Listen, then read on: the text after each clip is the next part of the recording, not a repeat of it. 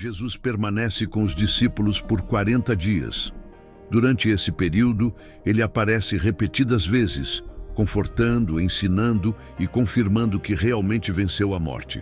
Ele fala sobre o reino de Deus com grande paciência, respondendo dúvidas, quebrando medos e fortalecendo a fé dos seguidores. Os discípulos se reúnem frequentemente, ainda assustados com os acontecimentos recentes, mas cada aparição de Jesus traz paz e renova a esperança deles. Ele come com eles, caminha com eles e mostra sinais de que está realmente vivo, transformando o ambiente onde chega. 4:8. A promessa do Espírito Santo e a pergunta dos discípulos. Certo dia, Jesus reúne o grupo e dá uma ordem clara: não saiam de Jerusalém. Ele os instrui a esperar a promessa do Pai, o batismo com o Espírito Santo, algo totalmente novo que mudaria o mundo para sempre. Mas os discípulos, ainda com expectativa política, perguntam: Senhor, é agora que o Senhor vai restaurar o reino a Israel? Jesus responde com calma que os tempos e datas pertencem ao Pai. Porém, ele deixa uma promessa poderosa. Eles receberão poder quando o Espírito Santo vier sobre eles e serão testemunhas até os confins da terra. A missão agora está clara e será global. 9:11. A ascensão de Jesus e a mensagem dos anjos. Enquanto Jesus fala, ele começa a se elevar lentamente diante dos olhos de todos. Uma nuvem luminosa o envolve e ele desaparece no céu. Os discípulos ficam imóveis, olhando para cima, impressionados. Então 2 anjos aparecem ao lado deles e dizem: por que vocês estão olhando para o céu? Esse Jesus que foi elevado voltará assim como vocês o viram subir. A mensagem deixa o grupo maravilhado e reforça que a história ainda está longe de terminar. 12:14. Retorno ao cenáculo e união em oração. Eles descem o Monte das Oliveiras e retornam ao cenáculo em Jerusalém, onde costumavam se reunir. Ali estão Pedro, João, Tiago, André, Filipe, Tomé, Bartolomeu, Mateus, Tiago, filho de Alfeu, Simão, o Zelote e Judas de Tiago. Maria, mãe de Jesus, e várias mulheres também estão presentes, além dos irmãos de Jesus. Todos se unem numa só fé, dedicados à oração, aguardando o que Deus prometeu. O ambiente é de expectativa e reverência. 15:22. Pedro toma a palavra. É hora de escolher o substituto de Judas. Com cerca de 120 discípulos reunidos, Pedro se levanta. Ele explica que as Escrituras já haviam anunciado a queda de Judas e que era necessário escolher alguém para ocupar seu lugar. Alguém que tivesse estado com Jesus desde o batismo de João até a ascensão. Pedro relembra que Judas deixou sua função e destino por causa de sua própria escolha, e agora é preciso restaurar o número dos 12 como símbolo do novo povo de Deus. Em 23:26, Matias é escolhido como novo apóstolo. 2 nomes são indicados: José, chamado Barsabás ou Justo, e Matias. O grupo ora com sinceridade. Senhor, que conhece os corações de todos, mostra qual destes escolheste. Eles lançam sortes, e o resultado indica Matias, que é então contado entre os 12 apóstolos. A igreja continua aguardando a promessa do Espírito. Algo grandioso está prestes a acontecer. Atos 2, 1-4. O derramamento do Espírito Santo no Pentecostes. Chega o dia de Pentecostes e todos os discípulos estão reunidos no mesmo lugar, perseverando juntos, orando e esperando a promessa que Jesus havia feito. O ambiente é de expectativa, como se o céu estivesse prestes a se abrir. De repente, um som poderoso, semelhante ao de um vento impetuoso, invade a casa onde estavam. Não era um vento comum, mas algo sobrenatural, vindo diretamente de Deus. O som toma todo o ambiente, fazendo todos olharem ao redor com espanto. Então aparece algo ainda mais extraordinário. Línguas como de fogo, que se dividem e pousam sobre cada um deles. Não era fogo que queimava, mas fogo que purificava, capacitava e marcava como sinal divino.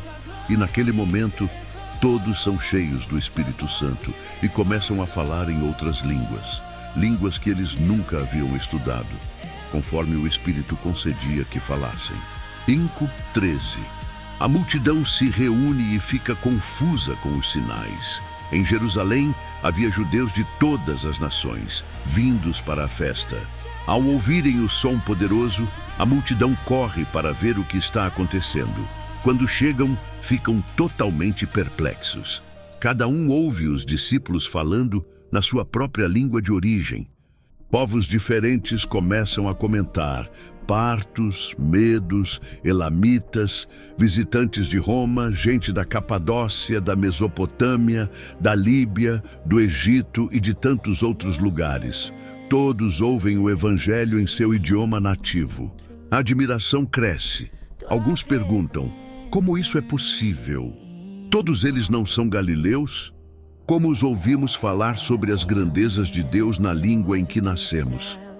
Enquanto muitos ficam maravilhados e impressionados, outros zombam e tentam desmerecer o que veem.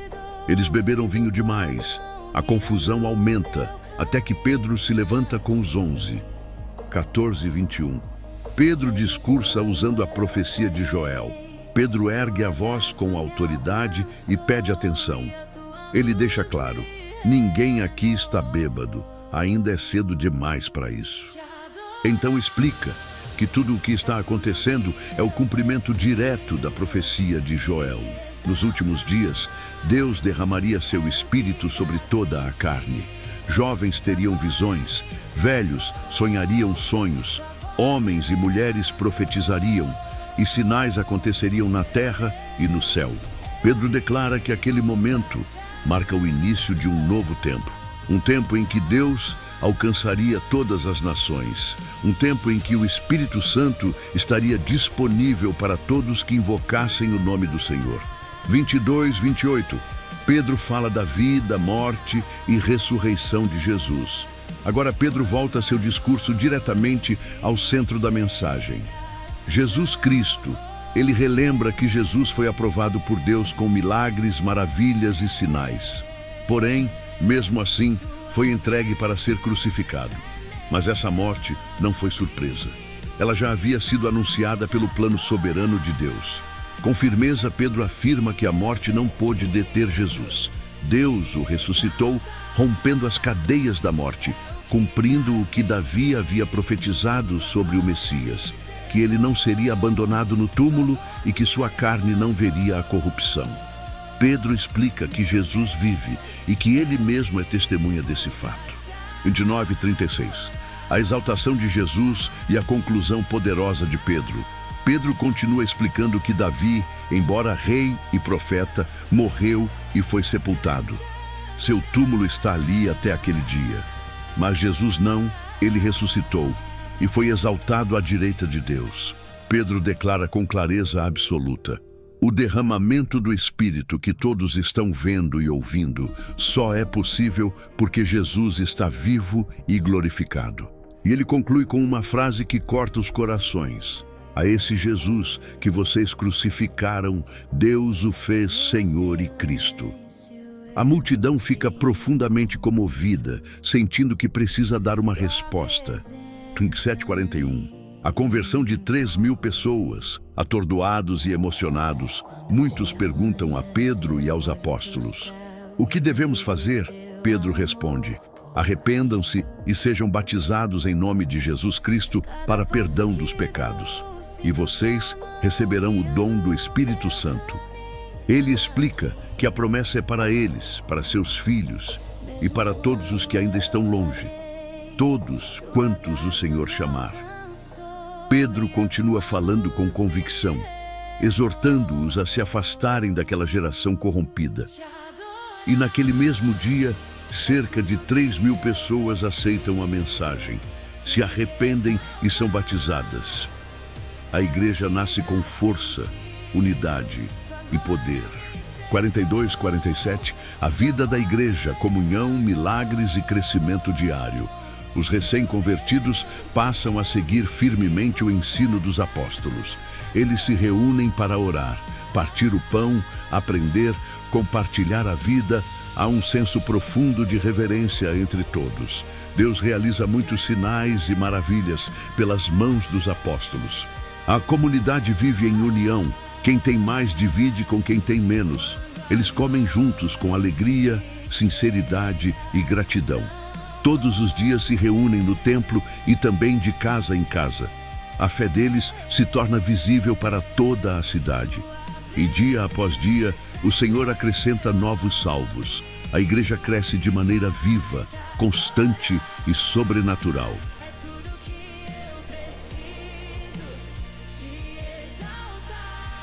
Atos 3, 1-3.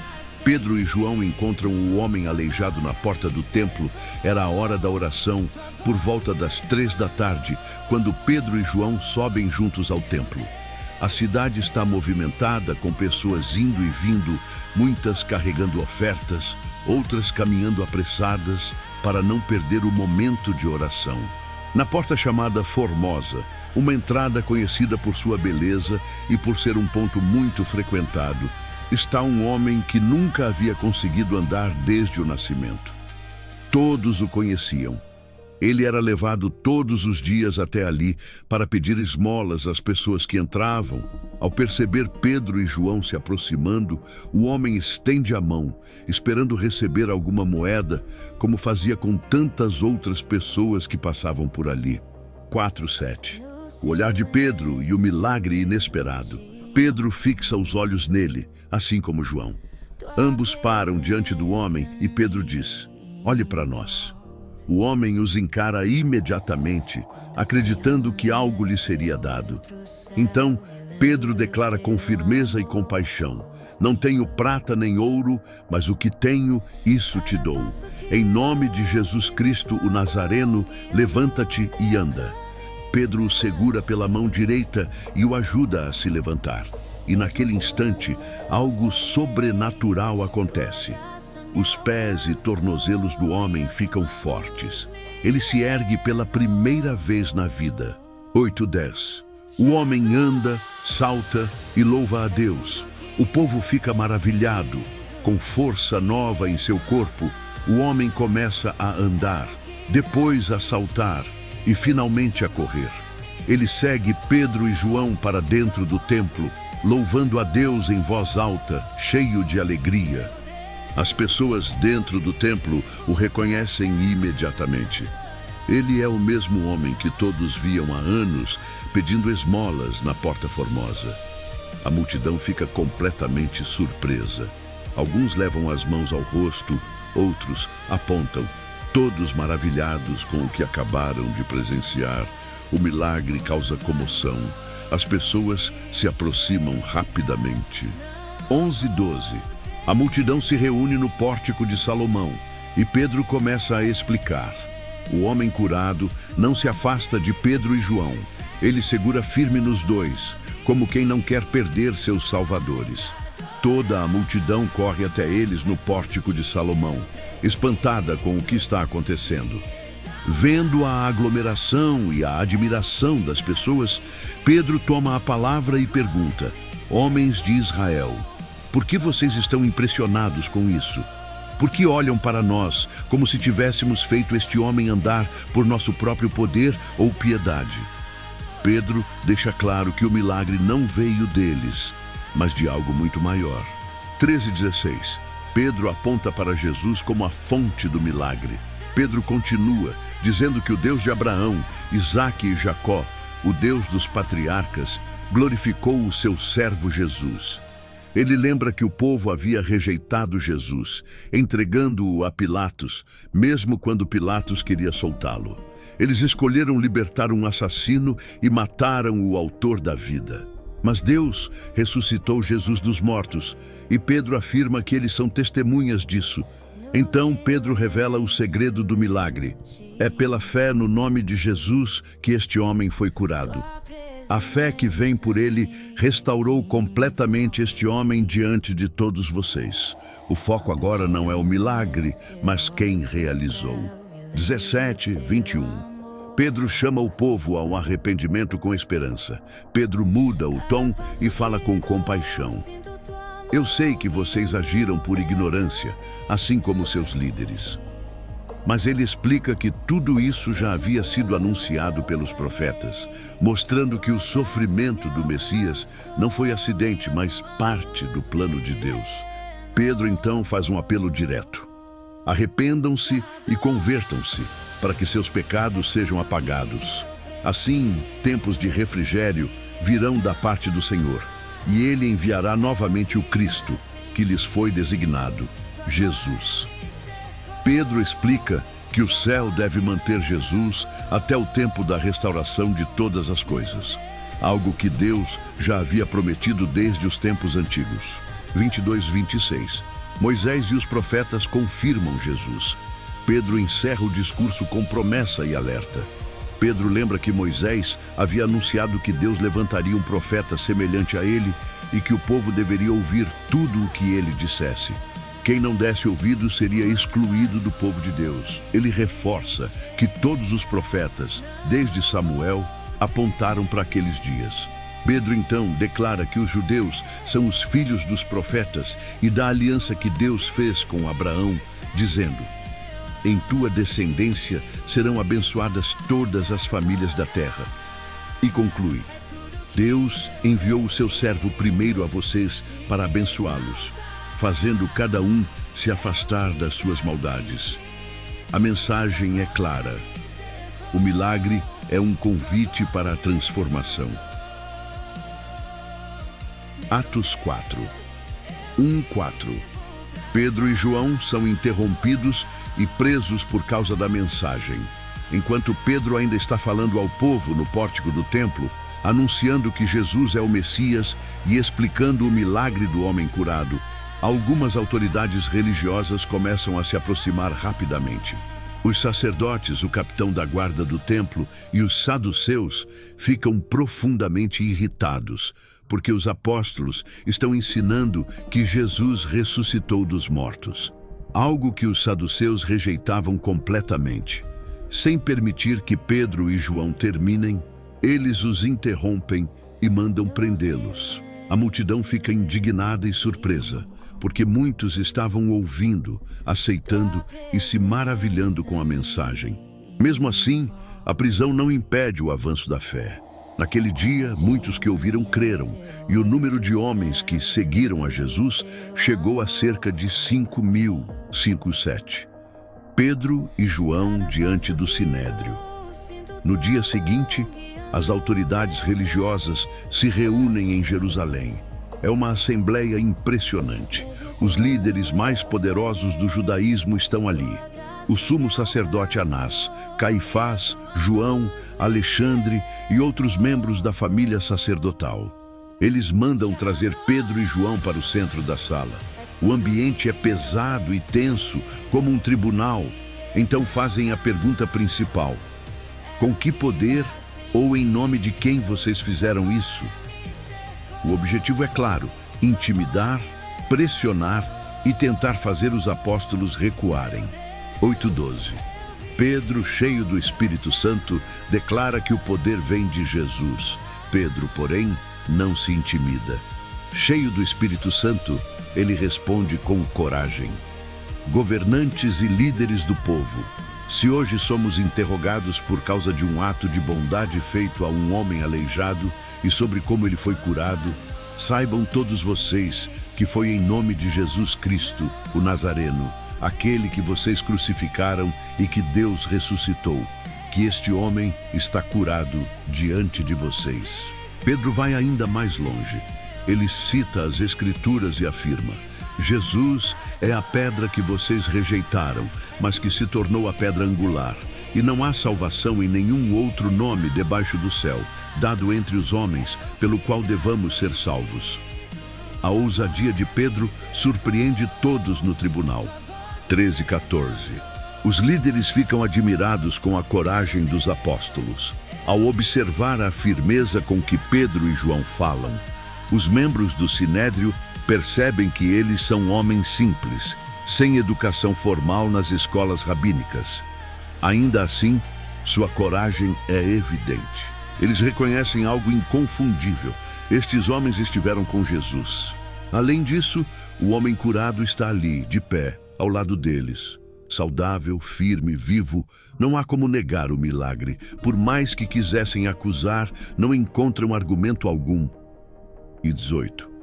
O Sinédrio tenta calar os apóstolos. Sem ter o que dizer, eles mandam retirar Pedro e João da sala para discutir entre si. Eles conversam preocupados. Não podemos negar que eles fizeram um milagre claro, e todos em Jerusalém já sabem disso. Mas, se deixarmos isso continuar, mais pessoas vão acreditar. Então decidem uma estratégia. Eles chamam Pedro e João de volta e ordenam com firmeza que eles não falem mais no nome de Jesus. É uma tentativa de impedir o movimento antes que cresça ainda mais. 9:22. A resposta corajosa de Pedro e João.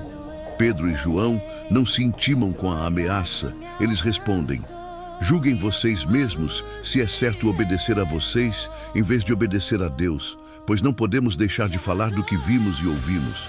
23:28. A comunidade se reúne para orar após a ameaça. Assim que são soltos, Pedro e João vão até os irmãos e contam tudo o que aconteceu. A comunidade inteira, ao ouvir, levanta a voz em oração unida. Eles reconhecem Deus como o Criador e citam o salmo que fala sobre nações se levantando contra o Senhor. Eles entendem que Herodes, Pilatos, os gentios e o próprio povo de Israel se uniram contra Jesus, mas que tudo aconteceu conforme o plano de Deus. Ao invés de pedir proteção para si mesmos, eles pedem uma coisa: coragem para continuar anunciando a palavra, e pedem que Deus continue fazendo milagres e sinais por meio do nome de Jesus. 29:31. O lugar treme e todos são cheios do Espírito. Depois da oração, algo extraordinário acontece. O lugar onde estavam reunidos treme.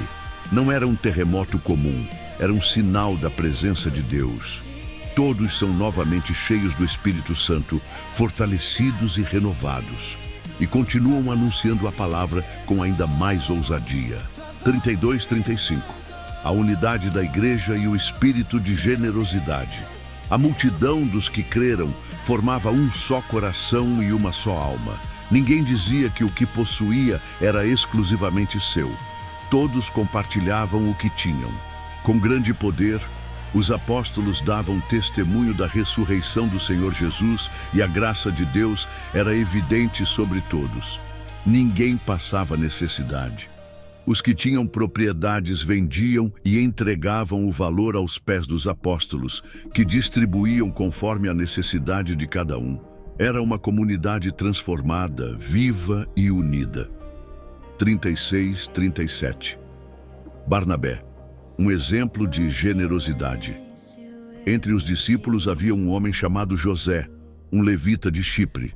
Os apóstolos o apelidaram de Barnabé, que significa filho da consolação, um nome que combinava com seu caráter bondoso e encorajador. Barnabé possuía um campo, vendeu-o e colocou o valor aos pés dos apóstolos, mostrando seu amor pela obra e sua confiança na comunidade.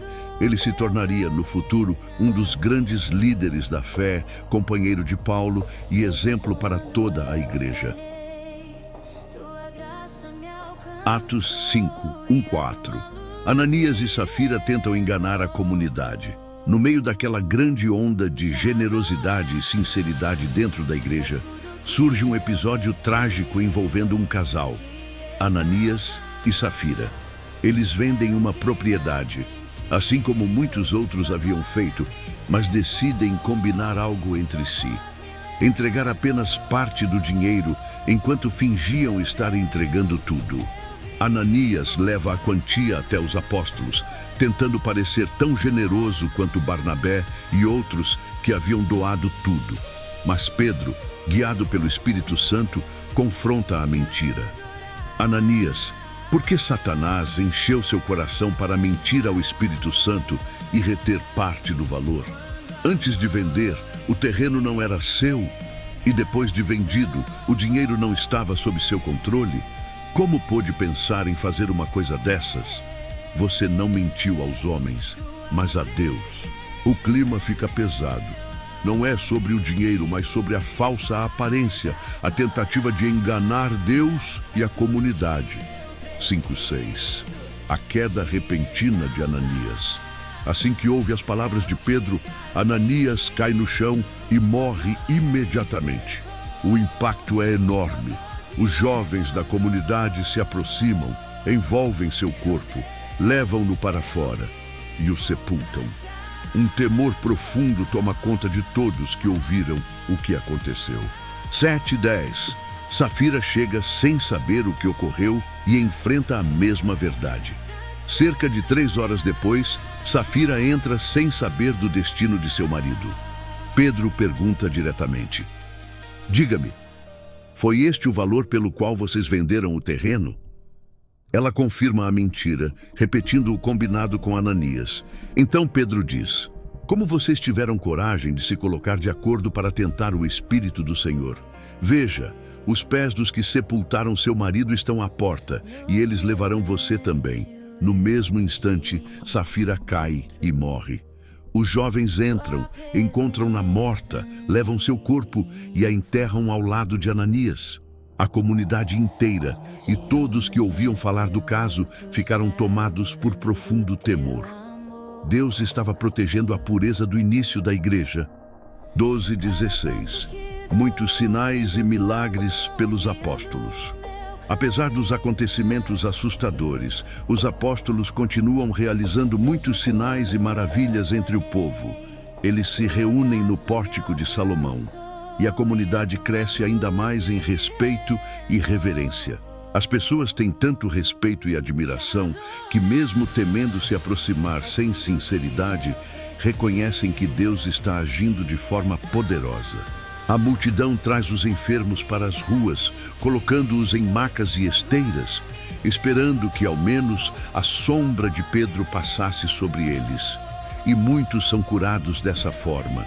De cidades ao redor de Jerusalém, as pessoas vêm trazendo enfermos e pessoas dominadas por espíritos malignos, e todos são curados. A ação de Deus se torna visível e incontrolável. 17:18. Os apóstolos são presos novamente. A popularidade dos apóstolos e o poder que operava através deles incomodam profundamente os líderes religiosos, especialmente os saduceus, que ficam cheios de inveja. Eles mandam prender todos os apóstolos e os colocam na prisão pública. A intenção é controlar, intimidar e parar o avanço da fé, mas isso não seria suficiente. E 19:21. Um anjo do Senhor liberta os apóstolos e lhes dá uma ordem. Durante a noite, um anjo do Senhor aparece na prisão. Ele abre as portas com facilidade, sem barulho, sem chamar atenção, e conduz os apóstolos para fora. O anjo dá uma instrução clara: vão ao templo e continuem anunciando ao povo todas as palavras desta vida. Pela manhã, quando o dia amanhece, os apóstolos estão novamente no templo, ensinando com ousadia, como se nada tivesse acontecido. 22:26. A prisão está vazia, os líderes ficam confusos. Os sacerdotes e o conselho se reúnem e mandam buscar os apóstolos na prisão. Mas quando os oficiais chegam, encontram algo inacreditável. A prisão está fechada, os guardas estão lá, mas não há ninguém dentro. Eles voltam assustados para informar o conselho. Enquanto tentam entender o que aconteceu, chega alguém dizendo: aqueles homens que vocês prenderam estão no templo ensinando o povo. Então, o capitão da guarda vai com seus homens, mas sem violência, porque temem que o povo se revolte contra eles. 27:32. Pedro e os apóstolos diante do conselho. Devemos obedecer a Deus. Os apóstolos são trazidos de volta perante o sinédrio.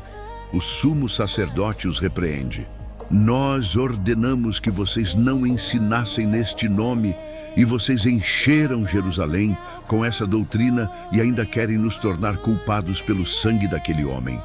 Mas Pedro e os demais apóstolos respondem com firmeza: é preciso obedecer a Deus e não aos homens.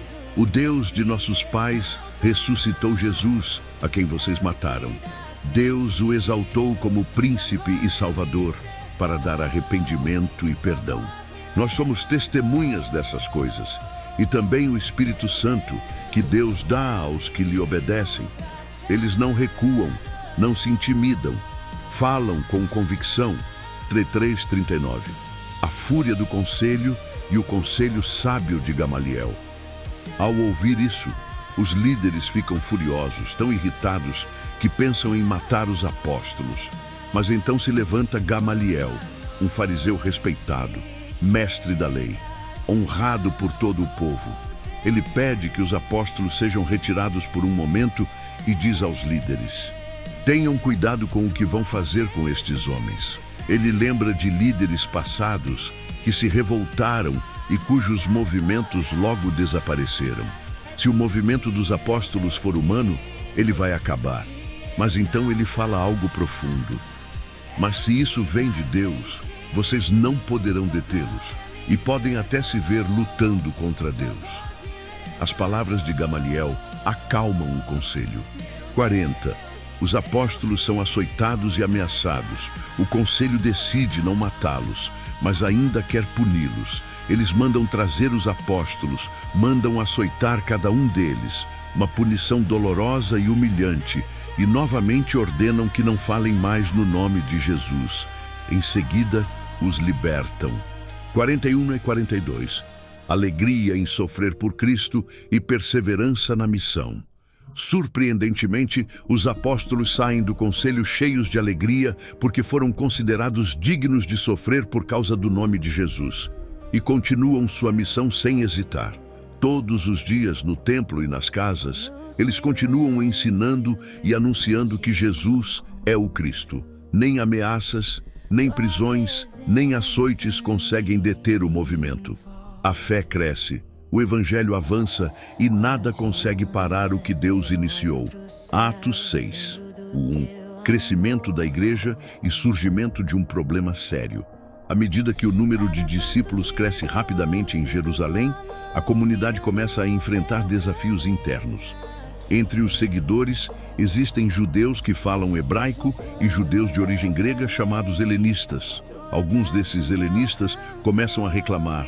As viúvas deles, mulheres vulneráveis e dependentes da ajuda diária, estavam sendo esquecidas na distribuição de alimentos.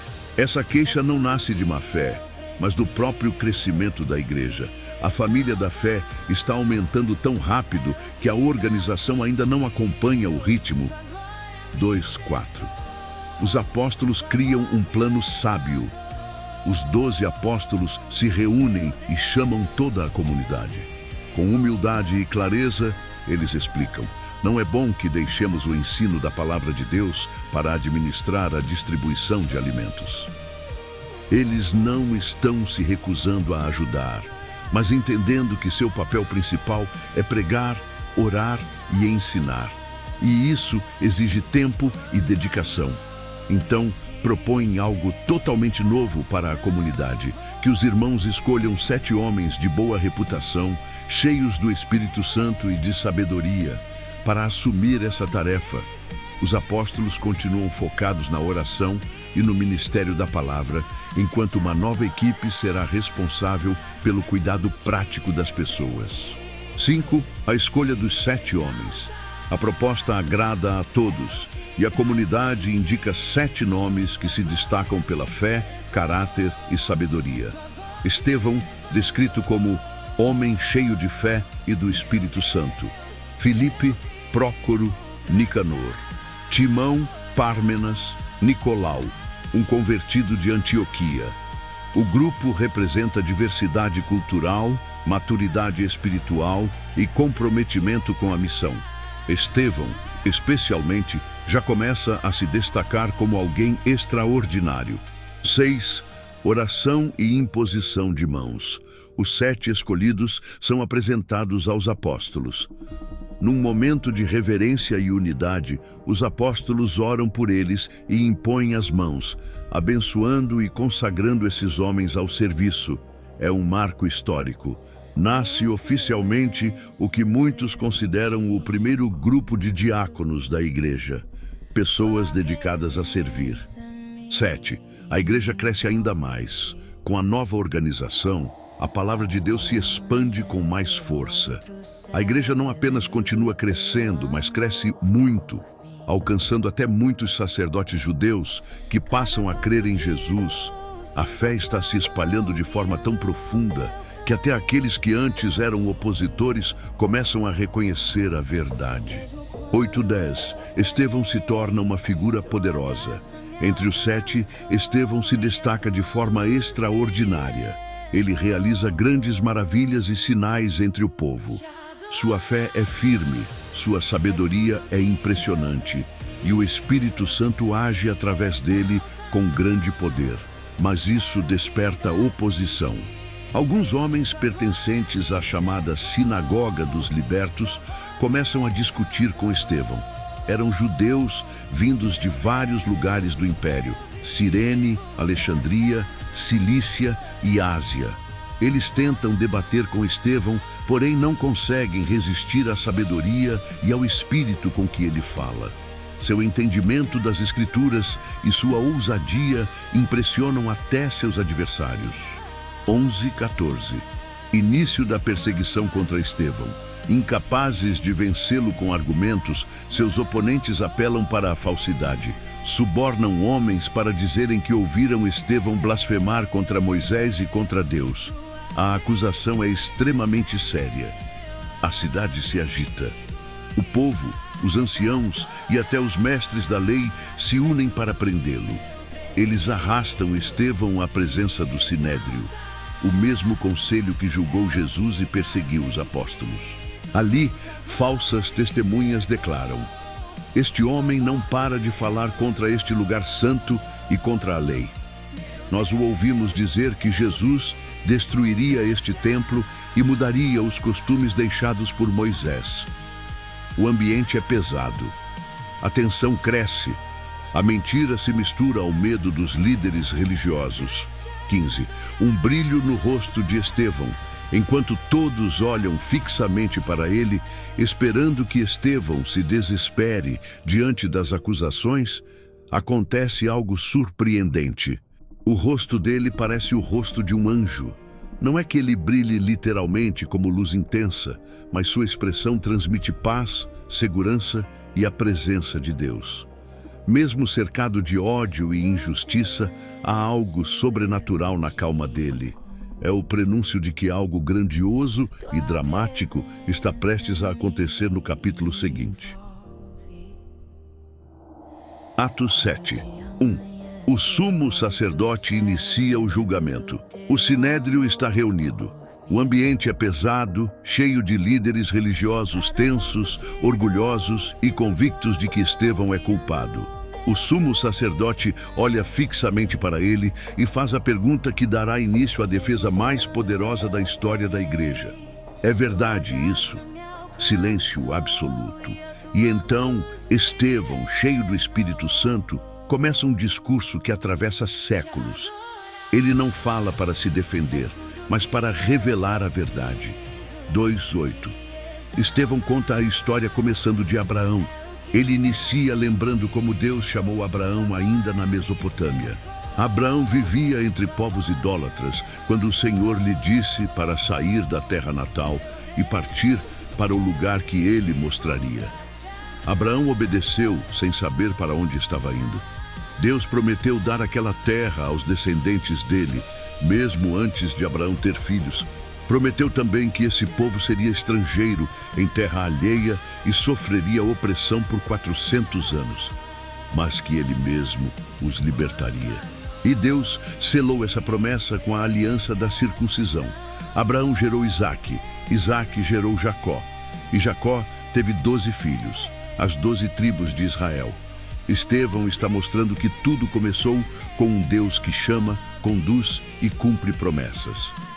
9:16. José, Vendido pelos irmãos, exaltado por Deus, Estevão então fala sobre José. Os patriarcas, movidos por inveja, vendem José como escravo para o Egito, mas Deus estava com ele. José passa pela injustiça, prisão e humilhação, mas Deus o exalta, tornando-o governador do Egito. Quando a fome assola a região, Jacó envia seus filhos para buscar alimento. Eles encontram José, mas não o reconhecem de imediato. Na segunda viagem, José se revela aos irmãos e a família inteira se muda para o Egito. A mensagem é clara.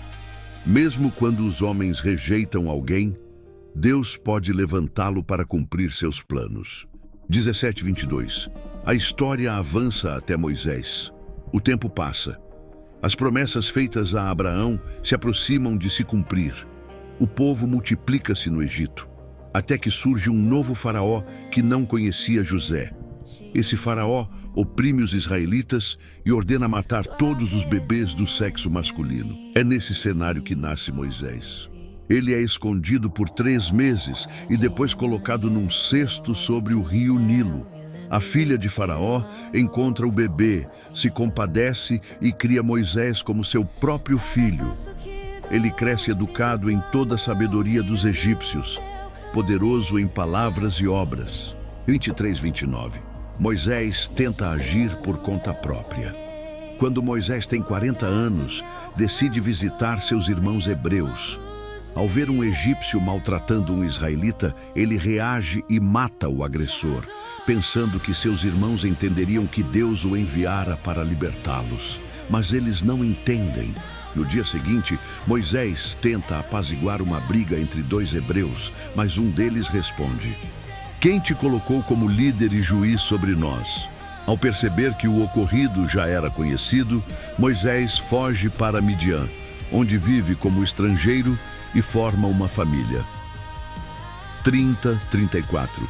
O chamado sobrenatural na sarça ardente.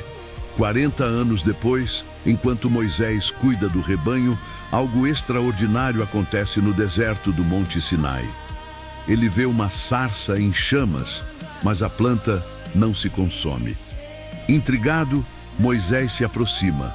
De repente, a voz de Deus ecoa: "Eu sou o Deus de teus pais, o Deus de Abraão, de Isaque e de Jacó." Moisés treme. Deus continua: "Tire as sandálias dos pés, porque o lugar em que você está é santo." Então o Senhor diz que viu a opressão do povo no Egito e está enviando Moisés para libertá-los. 35:38. O libertador rejeitado é o mesmo que Deus envia. Estevão mostra algo profundo. O mesmo Moisés que os israelitas rejeitaram, dizendo: "Quem te colocou como líder?" Foi exatamente aquele que Deus enviou como líder, libertador e profeta. Moisés realiza sinais e maravilhas no Egito, no Mar Vermelho e durante 40 anos no deserto. E foi Moisés quem disse. 39:43. A rebeldia de Israel no deserto. Mesmo depois de serem libertos pelo poder de Deus, os israelitas resistem à liderança de Moisés. Eles voltam o coração ao Egito, pedem ídolos, fazem um bezerro de ouro, oferecem sacrifícios a deuses falsos. Deus os entrega aos desejos de seus corações, e isso resultará, séculos depois, no exílio. Estevão toca na ferida. Israel sempre resistiu a Deus e aos líderes que ele enviou. 40:50. Deus não cabe em templos feitos por mãos humanas. Ele continua lembrando que o tabernáculo acompanhou Israel no deserto. Depois, Davi desejou construir um templo e Salomão o edificou, mas Estevão cita o próprio Deus. O Altíssimo não habita em templos feitos por mãos humanas. O céu é meu trono e a terra é o estrado dos meus pés. É uma crítica direta à idolatria pelo templo, exatamente o que os líderes de Jerusalém estavam fazendo. 51:53. Estevão confronta os líderes com coragem. Agora, cheio do Espírito, ele declara algo que deixa o Sinédrio furioso. Vocês sempre resistem ao Espírito Santo. Assim como seus pais fizeram, vocês também fazem. Ele acusa. Eles perseguiram os profetas, mataram os que anunciaram a vinda do justo e agora crucificaram o próprio Messias. Receberam a lei, mas não obedeceram. É como se Estevão segurasse um espelho diante deles. E eles não suportam ver a verdade. 54, 56, a visão gloriosa de Estevão. Os líderes rangem os dentes de raiva, mas Estevão, cheio do Espírito Santo, levanta os olhos para o céu e vê algo extraordinário, a glória de Deus, e Jesus em pé à direita do Pai, não sentado, em pé, como quem recebe e honra o primeiro mártir da igreja. Estevão exclama: eu vejo o céu aberto e o Filho do Homem em pé à direita de Deus. Eles não suportam ouvir isso. 57:60, a morte de Estevão, o primeiro mártir. Os líderes tapam os ouvidos, gritam e avançam sobre ele. Arrastam-no para fora da cidade e começam a apedrejá-lo. As pedras atingem Estevão, mas ele ora: Senhor Jesus, recebe o meu espírito. Caindo de joelhos com o corpo ferido, ele clama com voz forte: Senhor, não os culpes por este pecado. E então ele adormece. Ao lado, segurando as capas dos que o apedrejam, está um jovem chamado Saulo. Esse momento mudará a história. Atos 8, 1-3. Grande perseguição e o avanço inesperado do Evangelho. Após a morte de Estevão, um clima de terror toma conta de Jerusalém. A perseguição se intensifica de forma brutal. Os líderes religiosos decidem eliminar a fé cristã enquanto ainda pode ser contida. Um jovem fariseu chamado Saulo, cheio de zelo religioso e convicção cega, assume um papel central nessa perseguição. Ele não está satisfeito em apenas aprovar a morte de Estevão. Agora ele quer destruir a igreja por completo. Influenciado por seu orgulho e por sua crença na lei, Saulo entra de casa em casa, prende homens e mulheres, arrasta-os pelas ruas e os entrega às autoridades. O medo se espalha. A igreja, que até então estava reunida principalmente em Jerusalém, é dispersa por Judeia e Samaria. A única exceção são os apóstolos, que permanecem na cidade. Mas o que parecia o pior momento da fé cristã se torna um dos maiores motores da evangelização na história. A perseguição empurra os discípulos para fora e eles vão anunciando a palavra por onde passam. 4:8. Filipe em Samaria. Milagres, libertações e grande alegria. Entre os que se espalham está Filipe, um dos 7 homens escolhidos junto com Estevão. Ele vai para Samaria, uma região desprezada pelos judeus, e começa a pregar Cristo com ousadia.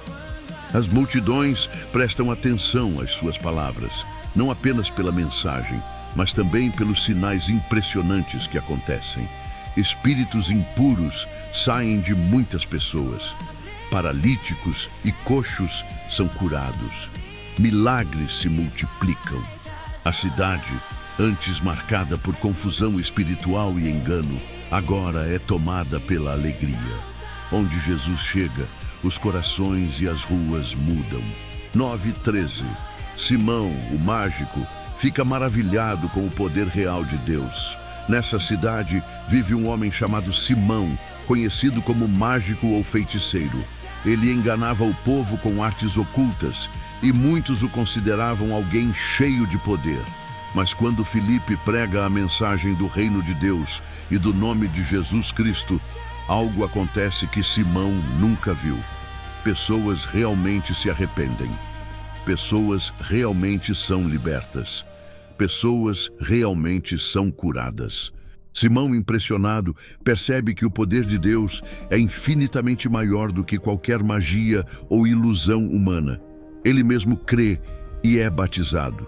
Acompanha Filipe aonde ele vai, maravilhado com os milagres e sinais. 14:17. Pedro e João em Samaria. O Espírito Santo é derramado. Quando os apóstolos em Jerusalém ouvem que Samaria recebeu a palavra de Deus, eles enviam Pedro e João para acompanhar o movimento. Ao chegarem, percebem que os novos convertidos já foram batizados, mas ainda não haviam recebido o Espírito Santo da maneira plena prometida.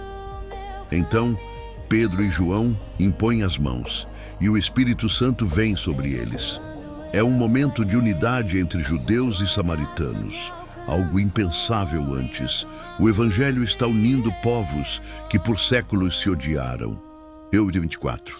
Simão tenta comprar o dom de Deus e é confrontado duramente.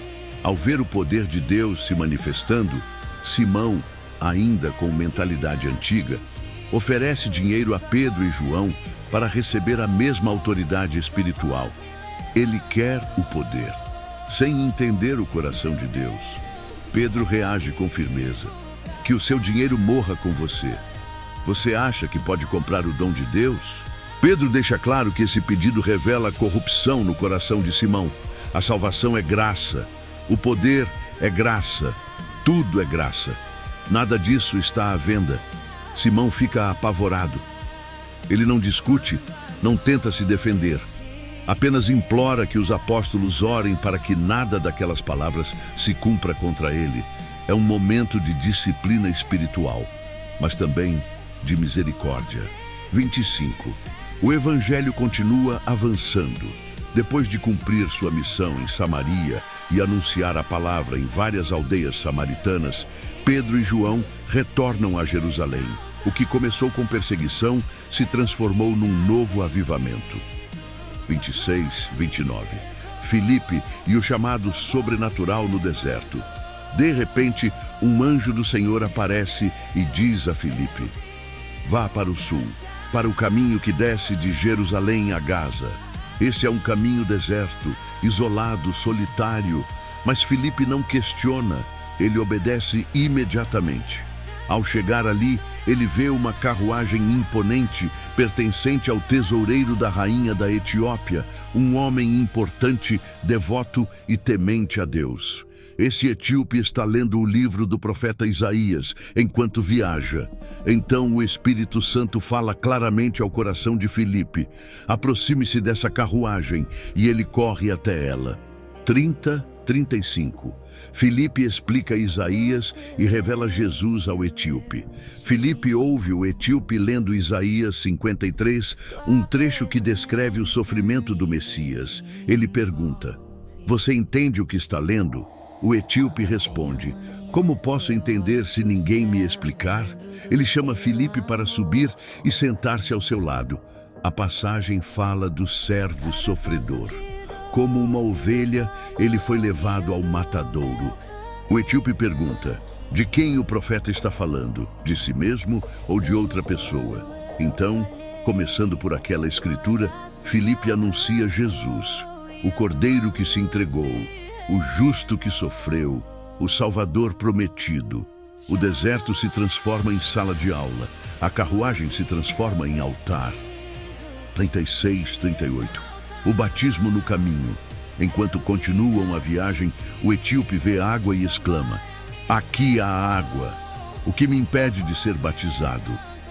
Eles descem da carruagem, entram juntos na água e Filipe o batiza.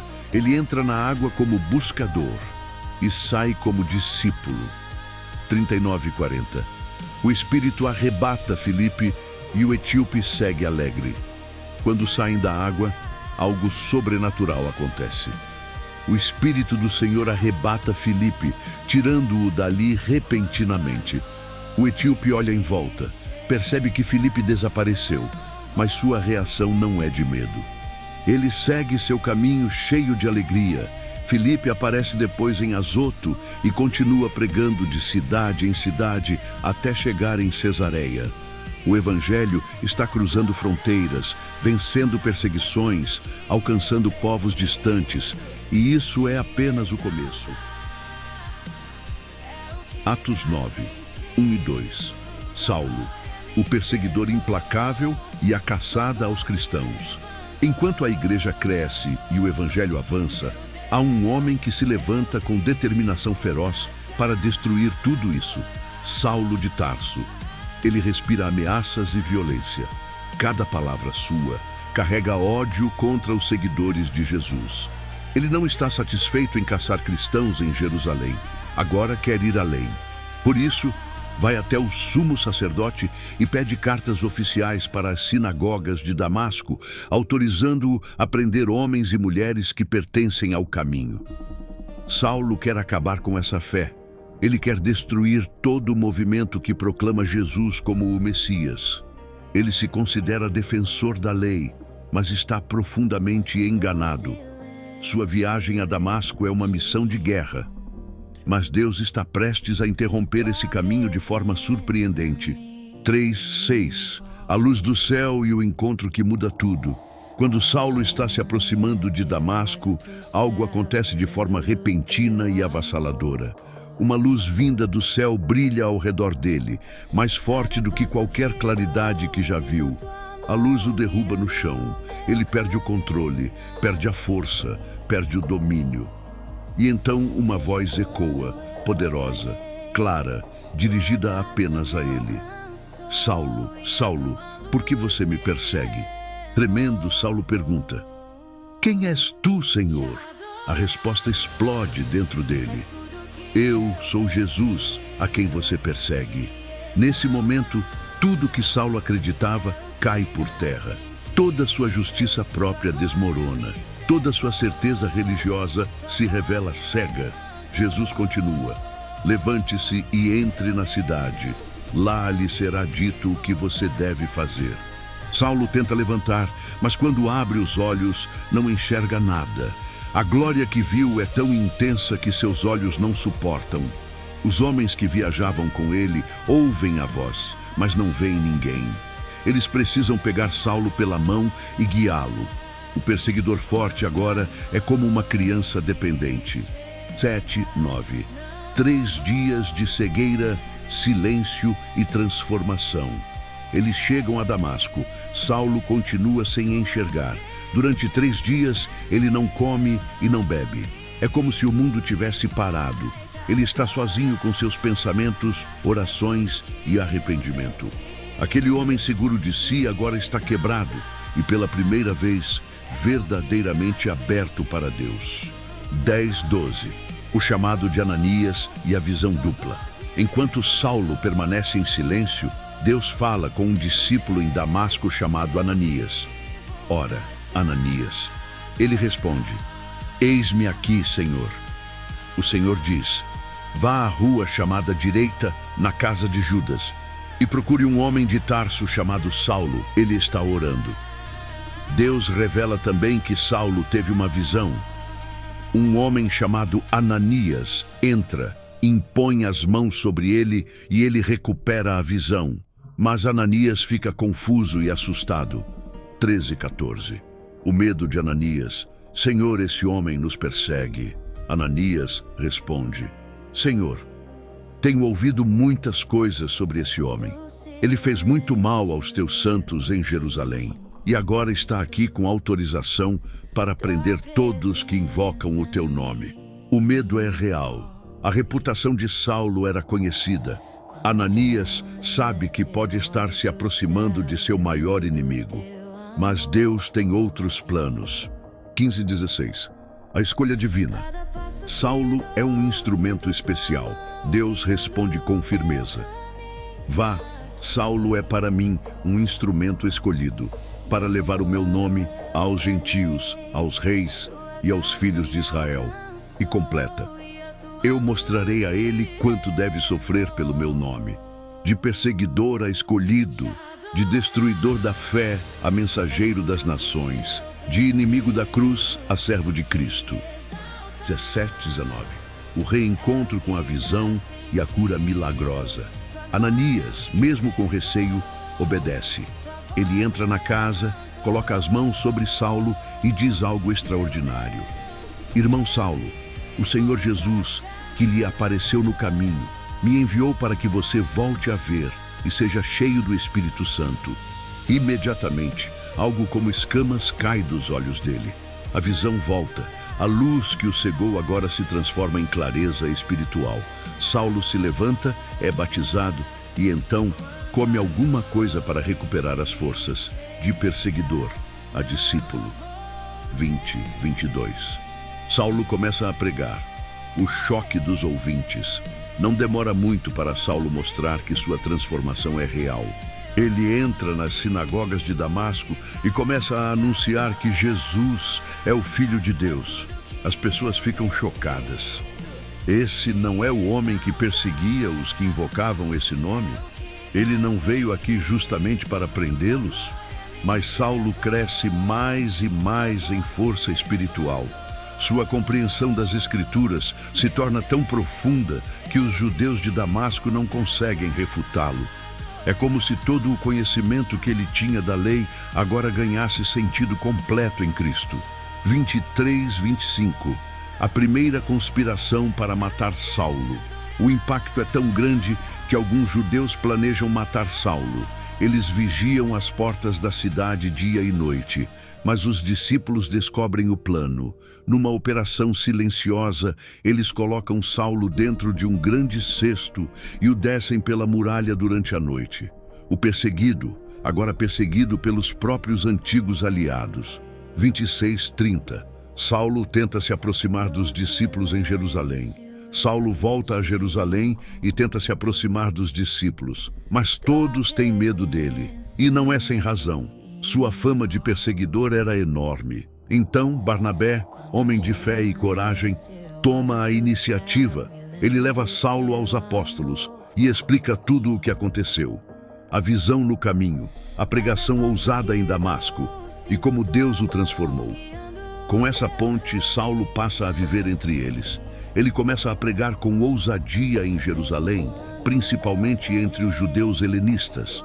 Mais uma vez, o impacto é tão grande que tentam matá-lo. Os irmãos então o levam até Cesareia e o enviam para sua cidade natal, Tarso. É como se Deus estivesse preparando Saulo por alguns anos antes de colocá-lo no centro da missão global. 31. Um tempo de paz e crescimento na igreja.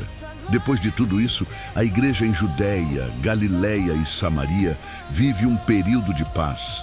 Ela cresce, se fortalece e vive no temor do Senhor. E o Espírito Santo continua a consolar, guiar e multiplicar os discípulos. 32:35. Pedro cura Enéas em Lida. Enquanto isso, Pedro também continua sua missão. Ao visitar os santos em Lida, ele encontra um homem chamado Enéas, paralítico há 8 anos. Pedro olha para ele e declara: Enéas, Jesus Cristo te cura. Levante-se e arrume o seu leito. Na mesma hora, Enéas se levanta. A notícia se espalha por toda a região e muitos se convertem ao Senhor. 36:41. A ressurreição de Tabita, Dorcas, em Jope. Em Jope, há uma discípula chamada Tabita, ou Dorcas, conhecida por suas obras de bondade e caridade. Ela adoece e morre. A igreja, desesperada, manda chamar Pedro. Quando ele chega, as viúvas ao redor mostram as roupas que Dorcas costurava. Era uma mulher de coração gigante. Pedro manda todos saírem, ajoelha ao lado do corpo e ora. Depois diz: Tabita, levante-se. Ela abre os olhos. Vê Pedro. Senta-se. Pedro a ajuda a se levantar e a apresenta viva à comunidade. A notícia corre por toda a cidade e muitos creem no Senhor.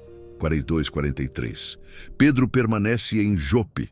Pedro fica em Jope por muitos dias, hospedado na casa de um homem chamado Simão, o curtidor. Esse detalhe parece pequeno, mas está preparando o cenário para o capítulo seguinte, quando Deus vai abrir definitivamente as portas da fé para todas as nações. Atos 10, 1-8. Cornélio, um homem que busca a Deus, recebe uma visão surpreendente.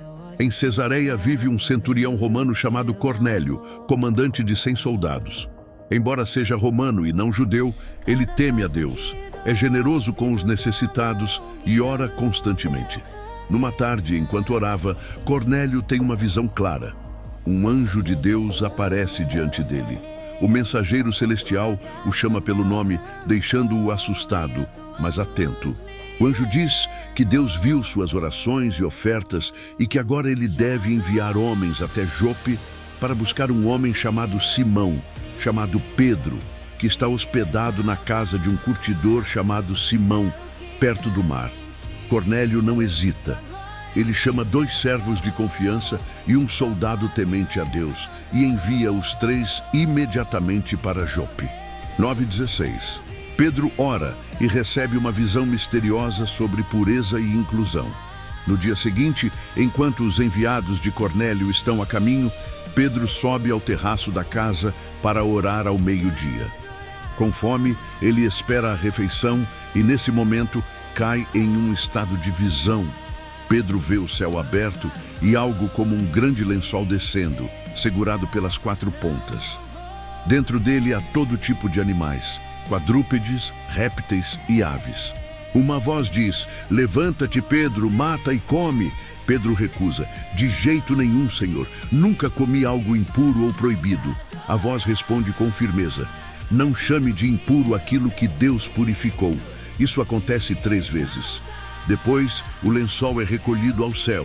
Pedro fica profundamente confuso, sem entender o que Deus está querendo mostrar. 17:23. A chegada dos enviados e a orientação do Espírito Santo. Enquanto Pedro pensa sobre o significado da visão, o Espírito Santo fala com ele: "3 homens estão aí procurando você. Desça e vá com eles sem hesitar, pois eu os enviei."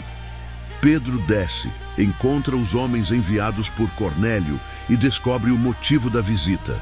Cornélio, um homem justo e temente a Deus, recebeu a ordem de chamá-lo. Pedro os acolhe e oferece hospedagem para aquela noite, algo que já demonstra que Deus está quebrando barreiras culturais entre judeus e gentios. 20:33. O encontro histórico entre Pedro e Cornélio. No dia seguinte, Pedro parte para Cesareia com alguns irmãos judeus. Cornélio os espera, ansioso, e já reuniu sua família e amigos próximos. Quando Pedro entra, Cornélio se ajoelha aos seus pés, mas Pedro o levanta imediatamente, dizendo: "Levante-se, eu também sou apenas um homem." Pedro, olhando ao redor, percebe a grande quantidade de gentios reunidos.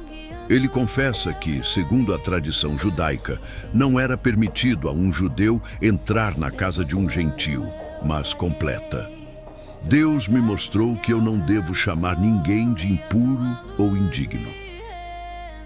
Cornélio explica que há 4 dias teve a visão e que todos ali estão preparados para ouvir tudo o que Deus mandou Pedro dizer. 34:43. Pedro anuncia Jesus para pessoas que nunca ouviram o Evangelho. Pedro começa seu discurso com uma verdade poderosa: "Agora eu entendo que Deus não faz acepção de pessoas."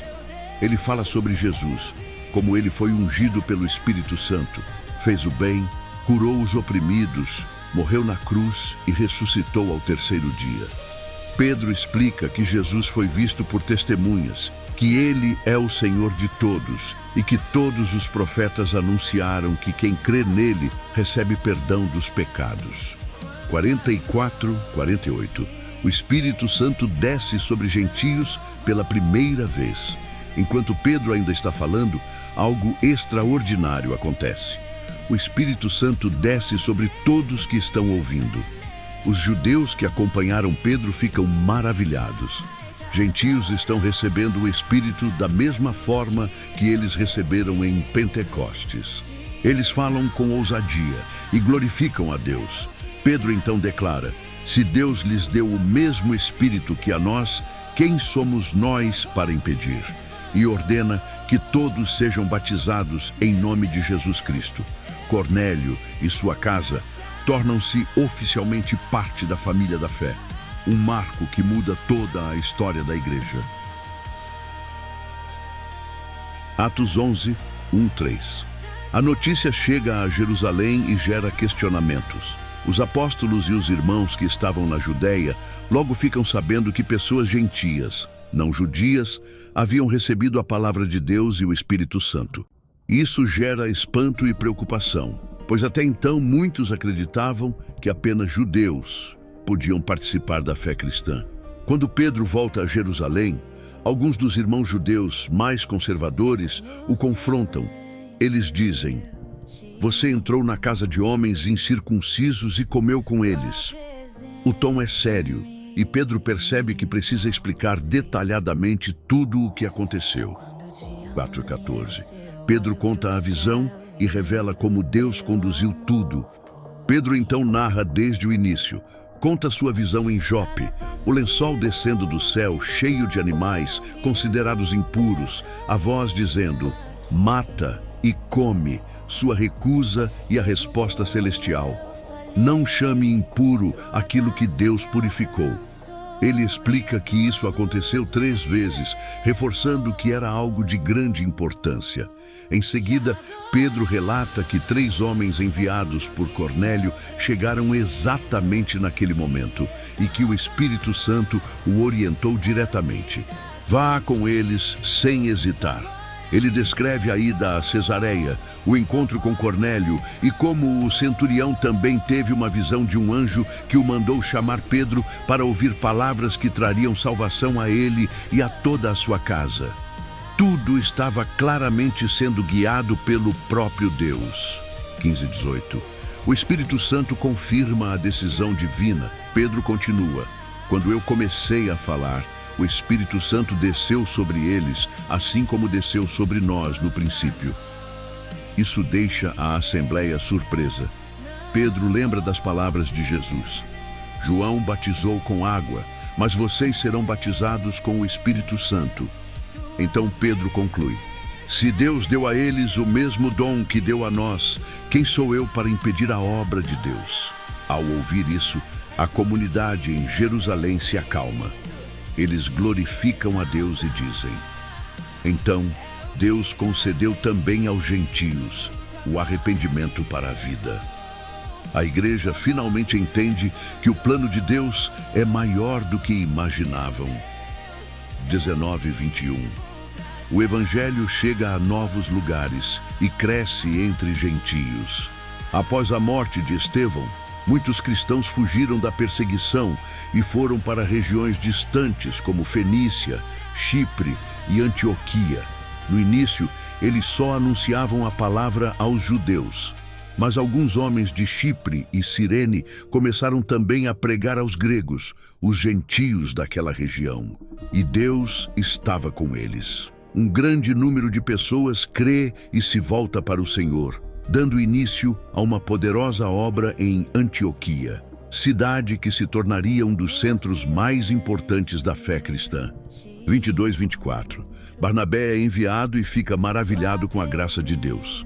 Quando a igreja em Jerusalém ouve o que está acontecendo em Antioquia, eles enviam Barnabé para investigar e ajudar. Ao chegar, Barnabé vê a graça de Deus agindo de forma evidente. Ele se alegra profundamente e encoraja todos a permanecerem firmes no Senhor, de coração sincero. Barnabé era um homem bondoso, cheio do Espírito Santo e de fé. E por meio de seu trabalho, muitas pessoas continuam sendo acrescentadas ao Evangelho. 25:26. Barnabé busca Saulo para ajudar na missão. Percebendo que a obra estava crescendo rápido demais para trabalhar sozinho, Barnabé viaja até Tarso para procurar Saulo, que depois será conhecido como Paulo. Quando o encontra, Barnabé o leva para Antioquia. Os dois passam um ano inteiro ensinando e fortalecendo uma igreja que cresce a cada dia. Foi ali, em Antioquia, que os seguidores de Jesus foram chamados pela primeira vez de cristãos, um nome que marcaria a história do mundo. 27:30. Profetas anunciam uma fome e a igreja se une para ajudar. Naqueles dias, alguns profetas descem de Jerusalém a Antioquia. Entre eles está Ágabo, que, movido pelo Espírito, anuncia que uma grande fome viria sobre todo o mundo romano, algo que de fato ocorreu no reinado de Cláudio. Ao ouvir isso, os cristãos de Antioquia decidem ajudar. Cada um contribui conforme suas possibilidades, e o dinheiro é enviado aos irmãos da Judéia pelas mãos de Barnabé e Saulo. Assim, a igreja demonstra unidade, generosidade e amor prático. Atos 12, 1-4. Herodes inicia uma perseguição violenta contra a igreja. Por volta desse tempo, o rei Herodes Agripa começa uma perseguição severa contra a igreja.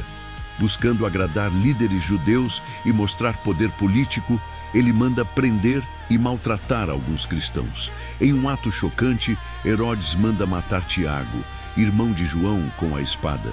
A notícia abala profundamente a comunidade. Tiago era um dos apóstolos mais próximos de Jesus.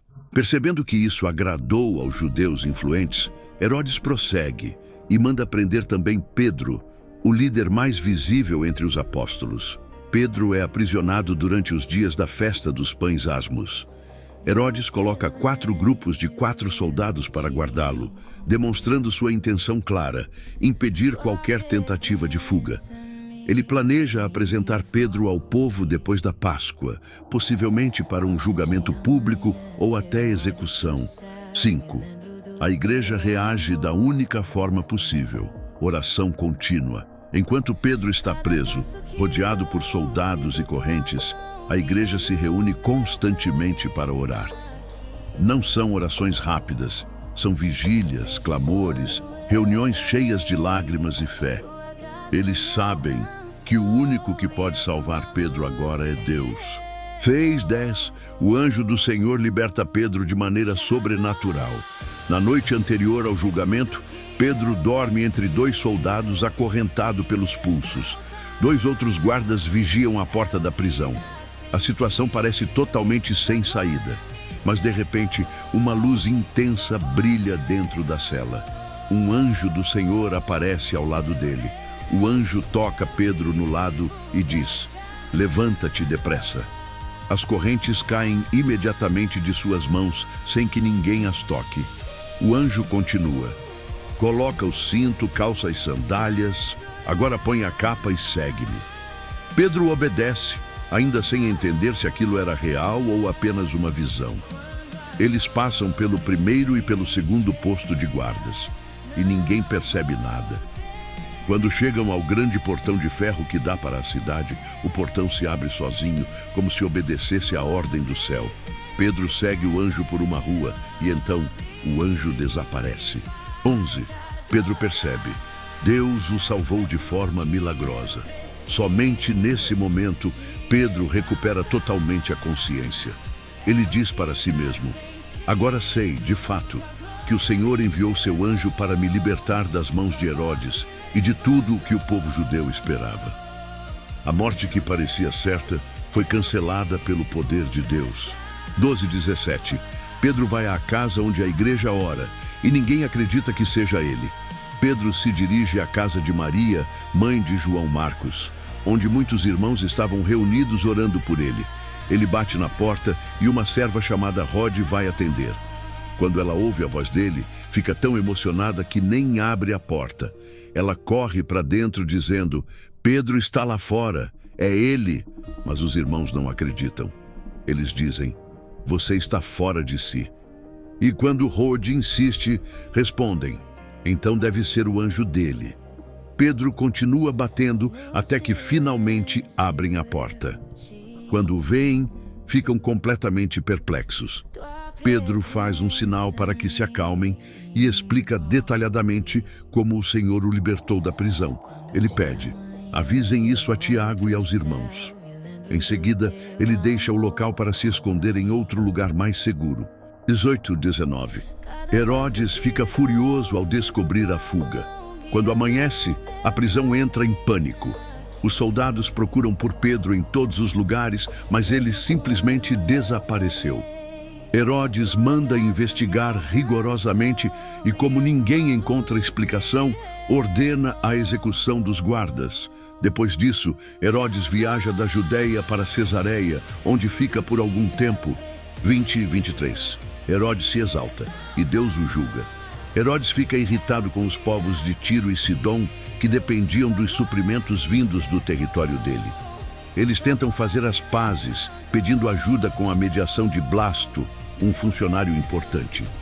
Em um dia marcado para um pronunciamento, Herodes veste suas roupas reais, senta-se no trono e faz um discurso cheio de pompa. O povo, tentando agradá-lo, grita: "É voz de Deus e não de homem." Herodes aceita a adoração. Ele não dá glória a Deus. Então, imediatamente, um anjo do Senhor o fere por causa de sua arrogância. Ele cai, gravemente atingido. Pouco tempo depois, morre em profunda humilhação. Aquele que tentou destruir a igreja é destruído pela própria mão de Deus. 24:25. A palavra de Deus continua crescendo. Enquanto Herodes cai, o evangelho se levanta. A palavra de Deus cresce, se espalha e alcança ainda mais pessoas. Barnabé e Saulo completam sua missão de auxílio aos irmãos da Judéia e retornam, levando consigo João Marcos. Atos 13, Apenas 1:3. A igreja em Antioquia recebe uma ordem direta do Espírito Santo. Na vibrante igreja de Antioquia, um grupo de líderes espirituais servia ao Senhor com jejum e oração. Entre eles estavam Barnabé, Simeão, chamado Níger, Lúcio de Cirene, Manaém, que havia crescido junto com Herodes, o tetrarca, e Saulo. Esse ambiente era cheio de fervor espiritual. Enquanto ministravam ao Senhor, o Espírito Santo fala claramente, uma ordem que mudaria o curso da história cristã. Separem para mim Barnabé e Saulo para a obra a que os tenho chamado. A igreja não hesita. Eles jejuam novamente, impõem as mãos sobre os dois e os enviam. Esse momento marca o início da primeira grande viagem missionária da igreja. 4:6. Barnabé e Saulo atravessam o mar e chegam a Chipre. Movidos pelo Espírito, Barnabé e Saulo partem para Seleucia e dali navegam até a ilha de Chipre. Eles atravessam toda a ilha anunciando a palavra de Deus nas sinagogas judaicas, levando também João Marcos como ajudante. Ao chegarem a Pafos, encontram um homem influente chamado Sérgio Paulo, o procônsul romano, descrito como inteligente e curioso. Ele deseja ouvir a palavra de Deus. Mas ao seu lado está Bar Jesus, também chamado Elimas, um mágico e falso profeta judeu que tenta impedir Sérgio Paulo de crer. 7:12. O confronto entre Paulo e o mágico Elimas. Elimas tenta atrapalhar a mensagem usando sua influência e manipulação para desviar o procônsul da fé. Então Saulo, que a partir daqui começa a ser chamado de Paulo, cheio do Espírito Santo, encara o mágico com firmeza e declara: "Filho do diabo, inimigo de toda justiça, sempre distorcendo os caminhos do Senhor. Agora a mão do Senhor está sobre você. Ficará cego por algum tempo e incapaz de ver a luz do sol." E imediatamente uma escuridão cai sobre Elimas. Ele fica tateando, buscando alguém para guiá-lo pela mão. Ao ver isso, Sérgio Paulo fica profundamente impressionado, não apenas com o milagre, mas com a mensagem do Senhor, e crê. 13:15. Paulo segue viagem e chega a Antioquia da Pisídia. Os missionários deixam Pafos e navegam até Perge, na Panfilha. Ali, João Marcos se separa deles e volta para Jerusalém, algo que mais tarde causará tensão entre Paulo e Barnabé. Paulo e Barnabé continuam para Antioquia da Pisídia. No sábado, entram na sinagoga e se sentam.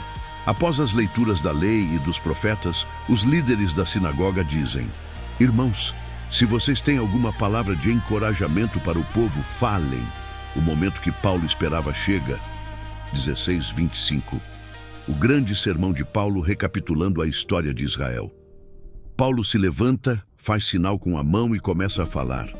Ele conta como Deus escolheu Israel, libertou o povo do Egito com braço poderoso, sustentou-os no deserto e destruiu 7 nações em Canaã. Ele lembra os juízes, depois Saul como rei e então Davi, homem segundo o coração de Deus. E então Paulo conecta a história ao Evangelho, revelando a linhagem. Da descendência de Davi, Deus trouxe ao Israel o Salvador Jesus, como prometera. Ele menciona João Batista preparando o caminho, chamando ao arrependimento e anunciando alguém maior que ele. A sinagoga está em silêncio, todos atentos. 26:37. Paulo anuncia a morte e ressurreição de Jesus. Paulo diz que os líderes de Jerusalém não reconheceram Jesus nem entenderam as profecias e por isso o condenaram. Mesmo sem encontrarem motivo para a morte, pediram a Pilatos que ele fosse executado. Jesus foi sepultado, mas Deus o ressuscitou. Paulo descreve como ele apareceu por muitos dias aos que o acompanharam desde a Galileia até Jerusalém, testemunhas vivas da verdade. Então Paulo revela a promessa central. O que Deus prometeu aos nossos pais, ele cumpriu ressuscitando Jesus. E cita as Escrituras para provar que o Messias não veria decomposição como Davi, que morreu e foi sepultado. Mas Jesus, o Santo de Deus, vive para sempre. 38:41. O chamado à fé e ao perdão. Paulo então anuncia a grande nova. Por meio de Jesus, o perdão dos pecados é anunciado a vocês. Ele declara que pela fé em Cristo, todos são justificados de coisas das quais a lei de Moisés jamais poderia justificar. Ele também adverte, citando os profetas: cuidado para que não aconteça com vocês o que foi dito. Olhem, desprezadores, admirem-se e pereçam. Era um chamado urgente para não rejeitar a salvação. 42:44. A cidade inteira quer ouvir mais. Ao final da pregação, muitos judeus e prosélitos seguem Paulo e Barnabé, pedindo que eles voltem no sábado seguinte para falar novamente. No sábado seguinte, quase toda a cidade se reúne para ouvir a palavra de Deus. Judeus, gentios, curiosos, famílias inteiras. A mensagem se espalha rápido. 45:47. Os judeus se opõem. Paulo anuncia o foco nos gentios. Quando os líderes judeus veem a multidão enorme, ficam cheios de inveja. Contradizem Paulo e o insultam abertamente, mas Paulo e Barnabé respondem com coragem. Era necessário anunciar a vocês primeiro a palavra de Deus, mas já que a rejeitam, vamos agora aos gentios. E citam a profecia. Eu te coloquei como luz para as nações, para levares a salvação até os confins da terra. O plano de Deus se amplia diante de todos. 48:49. Os gentios se alegram e a palavra se espalha. Ao ouvir isso, os gentios celebram e glorificam a mensagem do Senhor. Muitos creem, e a palavra de Deus se espalha por toda a região. O evangelho rompe fronteiras culturais e avança. 50:52. Perseguição, expulsão e alegria no Espírito Santo. Mas os líderes judeus instigam mulheres influentes e autoridades da cidade. A oposição cresce rapidamente e Paulo e Barnabé são expulsos do território. Eles sacodem o pó dos pés como sinal contra eles e seguem para Icônio.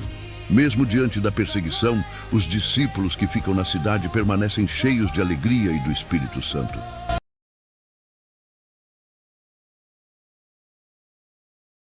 Atos 14:1-3. Paulo e Barnabé chegam a Icônio e a pregação divide a cidade. Ao entrar em Icônio, Paulo e Barnabé seguem seu costume e vão direto à sinagoga. Ali, falam de forma tão poderosa e clara que uma grande multidão de judeus e gregos crê na mensagem. Mas nem todos aceitam. Alguns judeus que rejeitaram o evangelho começam a envenenar a mente dos gentios contra os missionários. Mesmo assim, Paulo e Barnabé permanecem ali por bastante tempo, pregando corajosamente e testemunhando sobre a graça de Deus. O Senhor os confirma com sinais e maravilhas, mostrando que a mensagem vem do céu. 4:7. A cidade se divide e um plano de violência surge. O clima em Icônio muda. Parte da cidade apoia os apóstolos. Outra parte se opõe. A tensão cresce até que judeus e gentios, junto com seus líderes, formam um plano para agredir e até mesmo matar Paulo e Barnabé. Mas os missionários descobrem o plano a tempo. Eles fogem para Listra e Derbe, cidades da região da Licaônia, e também para os vilarejos ao redor. Mesmo perseguidos, não param. Continuam anunciando o evangelho por onde passam. 8:10. O homem aleijado e o milagre em Listra. Em Listra há um homem aleijado de nascença, que nunca tinha dado um passo sequer. Ele ouve atentamente enquanto Paulo prega. Paulo fixa os olhos nele e percebe que aquele homem tem fé para ser curado. Então declara em voz forte diante de todos: levanta-te sobre os teus pés. No mesmo instante, o homem salta e começa a andar pela primeira vez na vida. A multidão fica em choque e o milagre desencadeia algo inesperado. 11:13. A população tenta adorar Paulo e Barnabé como deuses. Quando o povo vê o milagre, começa a gritar na língua local: os deuses desceram a nós em forma humana. Eles chamam Barnabé de Zeus e Paulo, por ser o porta-voz, de Hermes, o mensageiro dos deuses.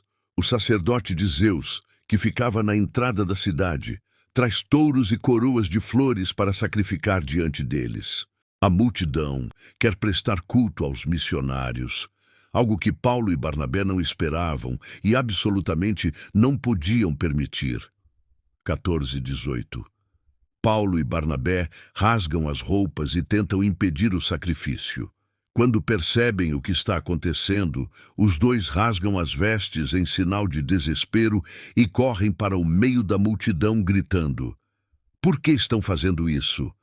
Nós somos humanos como vocês. Eles apontam para o céu e dizem que vieram justamente para afastá-los da idolatria, anunciando o Deus vivo que fez o céu, a terra, o mar e tudo o que neles há. Explicam que Deus sempre deu testemunho de si mesmo, enviando chuvas, colheitas, provisão e alegria aos povos. Mesmo assim, mal conseguem evitar que o povo ofereça sacrifícios para eles. A confusão espiritual na cidade é enorme. 19:20. De adoração a ódio, Paulo é apedrejado e quase morto. De repente, judeus de Antioquia e Icônio chegam à cidade. Eles incitam a multidão contra Paulo, a mesma multidão que queria adorá-lo momentos antes. O clima vira completamente. A população, influenciada pelos agitadores, pega pedras e ataca Paulo com violência. Ele é apedrejado até cair no chão, inconsciente. Pensando que ele está morto, eles arrastam seu corpo para fora da cidade. Mas quando os discípulos se reúnem ao redor, Paulo se levanta, ferido, machucado, mas vivo. Em um ato de coragem impressionante, ele volta para dentro da cidade antes de partir no dia seguinte. 21:23. A missão continua com força e nasce a estrutura das igrejas. Depois, Paulo e Barnabé seguem para Derbe e ali anunciam o evangelho com grande sucesso. Muitas pessoas creem, formando uma nova comunidade cristã. Então eles retornam para Listra, Icônio e Antioquia, lugares onde foram perseguidos, para fortalecer os discípulos.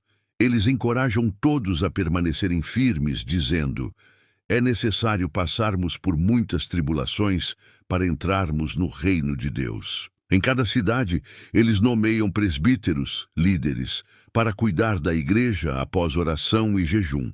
A estrutura da igreja começa a tomar forma. 24:28. A viagem se encerra e a igreja celebra o que Deus fez. Depois de atravessar a região da Pisídia, descem para Panfília, pregam em Perge e chegam a Atália. De lá, embarcam de volta a Antioquia. Eles retornam ao lugar onde haviam sido enviados pela graça de Deus, completando a primeira grande viagem missionária registrada nas Escrituras. Toda a igreja se reúne para ouvir o relatório. Paulo e Barnabé contam tudo o que Deus fez, especialmente como a porta da fé foi aberta para os gentios. Eles permanecem ali com os irmãos por bastante tempo, fortalecendo a comunidade. Atos 15:1-5. O surgimento da controvérsia. Alguns homens vindos da Judéia chegam à igreja em Antioquia e começam a ensinar aos novos convertidos gentios que, se eles não fossem circuncidados conforme a lei de Moisés, não poderiam ser salvos. Aquilo cai como uma bomba na comunidade. Paulo e Barnabé imediatamente entram em forte debate com esses homens. A questão é tão séria que a igreja decide enviar Paulo, Barnabé e outros irmãos para Jerusalém a fim de consultarem os apóstolos e os presbíteros sobre esse conflito doutrinário. No caminho, eles passam pela Fenícia e por Samaria, contando como Deus está salvando muitos gentios. Isso enche de alegria todos os irmãos que ouvem o relato. Ao chegarem em Jerusalém, eles são recebidos com honra pela igreja, pelos apóstolos e pelos presbíteros. Paulo e Barnabé relatam tudo o que Deus realizou por meio deles. Mas então alguns crentes do grupo dos fariseus se levantam e insistem. É necessário circuncidá-los e ordenar que guardem a lei de Moisés. 6:11. O grande debate em Jerusalém. Os apóstolos e presbíteros se reúnem para discutir o assunto. O ambiente é tenso, cheio de opiniões divergentes, até que Pedro se levanta. Ele lembra que Deus havia o escolhido para que os gentios ouvissem da sua boca o Evangelho e crescem. Deus confirmou isso, dando o Espírito Santo aos gentios da mesma forma que aos judeus. Pedro pergunta: por que tentar a Deus colocando um jugo sobre os gentios que nem nossos pais puderam suportar? Nós cremos que somos salvos pela graça do Senhor Jesus, assim como eles. Essas palavras silenciam toda a assembleia. 12. O testemunho de Barnabé e Paulo. Agora é a vez de Barnabé e Paulo falarem. Eles descrevem os muitos sinais e maravilhas que Deus fez entre os gentios através deles. Curas, expulsões de espíritos malignos, conversões poderosas. Todos escutam com atenção. 13:21. O discurso de Tiago e a decisão. Tiago, líder respeitado da igreja em Jerusalém, se levanta. Ele confirma que o que Pedro relatou está alinhado com as profecias de Amós, que falam da restauração do tabernáculo caído de Davi e da inclusão dos gentios no povo de Deus. Então Tiago propõe uma decisão equilibrada: não colocar sobre os gentios o peso completo da lei de Moisés. Sim, impedir que se abstenham de coisas ligadas à idolatria, da imoralidade sexual, de carne de animais estrangulados e de sangue. Essas orientações não são pesadas, mas servem para promover a harmonia entre judeus e gentios que agora convivem como uma só comunidade. A Assembleia aprova a proposta. Em 2:29, a carta oficial. Os apóstolos, presbíteros e toda a igreja concordam em enviar uma carta formal para os cristãos gentios de Antioquia, Síria e Cilícia, junto com Paulo, Barnabé e 2 líderes da igreja, Judas, Barsabás e Silas. A carta deixa claro que aqueles que exigiam circuncisão não foram enviados pela igreja e que isso havia perturbado os irmãos. O documento reforça que o Espírito Santo guiou aquela decisão conjunta. Nenhum peso seria colocado sobre os gentios, além das recomendações essenciais. Essa carta traz paz, clareza e unidade. O 30:35. Alegria em Antioquia. O grupo retorna a Antioquia. A carta é lida diante da igreja e a reação é pura alegria, alívio e gratidão. Judas e Silas, que eram profetas, encorajam os irmãos com muitas palavras, fortalecendo-os na fé. Depois de algum tempo, Judas volta a Jerusalém, mas Silas resolve permanecer. Paulo e Barnabé continuam em Antioquia, ensinando e pregando a palavra do Senhor junto com muitos outros. 36:41.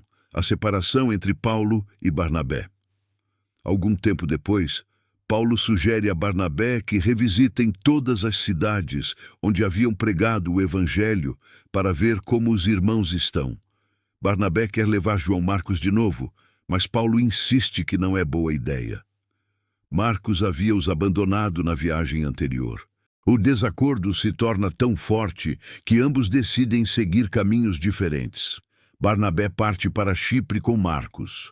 Paulo escolhe Silas e parte pela Síria e Cilícia, fortalecendo as igrejas. Mesmo com a separação, Deus usa ambos poderosamente, mostrando que o Evangelho continua avançando. Atos 16:1-5. Paulo conhece Timóteo e o chama para a missão. Paulo chega à cidade de Derbe e depois a Listra. Lá vive um jovem discípulo chamado Timóteo, filho de uma mulher judia crente, Eunice, e de um pai gentio. Os irmãos de Listra e Icônio falam muito bem dele. Sua fé, seu caráter, sua dedicação à palavra. Paulo percebe que aquele jovem tem um chamado evidente e decide levá-lo na viagem missionária. Mas porque muitos judeus da região sabiam que o pai de Timóteo era grego, Paulo o circuncida, não como obrigação da lei, mas para evitar conflitos que atrapalhariam a pregação. Eles viajam juntos pelas cidades da região, entregando as decisões do Concílio de Jerusalém. O resultado? As igrejas são fortalecidas na fé e crescem diariamente em número. 6:10. O Espírito Santo muda o rumo da viagem. Paulo, Silas e Timóteo seguem viagem pelo interior da Ásia Menor. Eles tentam pregar na província da Ásia, mas o Espírito Santo não permite. Depois tentam ir para Bitínia, mas novamente o Espírito de Jesus não deixa. Eles seguem então para Troade, sem saber exatamente qual será o próximo passo. É ali que, à noite, Paulo tem uma visão marcante. Um homem da Macedônia está de pé, suplicando: "Venha à Macedônia e ajude-nos." Ao despertar, eles entendem claramente: Deus está chamando para pregar o Evangelho na Europa. Lucas, o autor de Atos, passa a narrar usando nós, indicando que se junta ao grupo a partir deste ponto.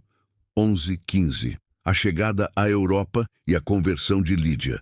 O grupo parte de Troade, navegando até Samotrácia e depois a Neápolis, entrando finalmente na Macedônia. Eles seguem para a importante cidade de Filipos, uma colônia romana. No sábado vão à beira do rio, onde havia um lugar de oração. Ali encontram um grupo de mulheres reunidas. Paulo começa a ensinar, e entre as ouvintes está Lídia, uma comerciante de púrpura da cidade de Tiatira, temente a Deus.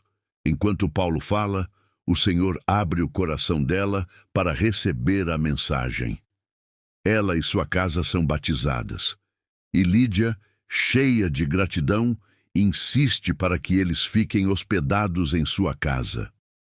Assim nasce a primeira casa da fé cristã em solo europeu. 16:18. A jovem escrava e o espírito de adivinhação. Alguns dias depois, enquanto caminham para o local de oração, uma jovem escrava, possuída por um espírito de adivinhação, começa a seguir o grupo. Ela grita sem parar: "Estes homens são servos do Deus Altíssimo e anunciam o caminho da salvação." Embora suas palavras fossem verdadeiras, o espírito não era. Por muitos dias, ela continua gritando, perturbando a missão. Até que Paulo, profundamente incomodado, se volta e ordena ao espírito: "Em nome de Jesus Cristo, saia dela." No mesmo instante, o espírito a deixa. Os donos da jovem, percebendo que perderam sua fonte de lucro, se enfurecem e arrastam Paulo e Silas à praça diante das autoridades. 19:24.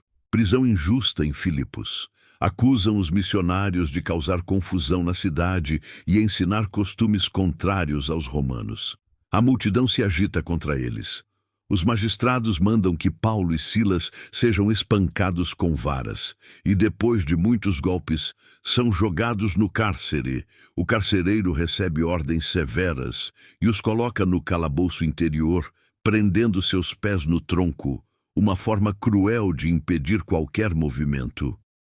25:28. O terremoto e o livramento. Por volta da meia-noite, mesmo feridos e acorrentados, Paulo e Silas oram e cantam louvores a Deus. Os outros presos escutam atentamente.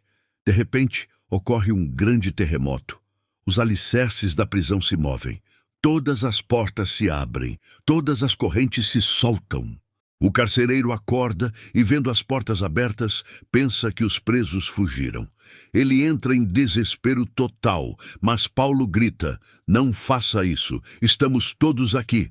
A atitude deles impede uma tragédia e muda tudo. 29:34. A conversão do carcereiro.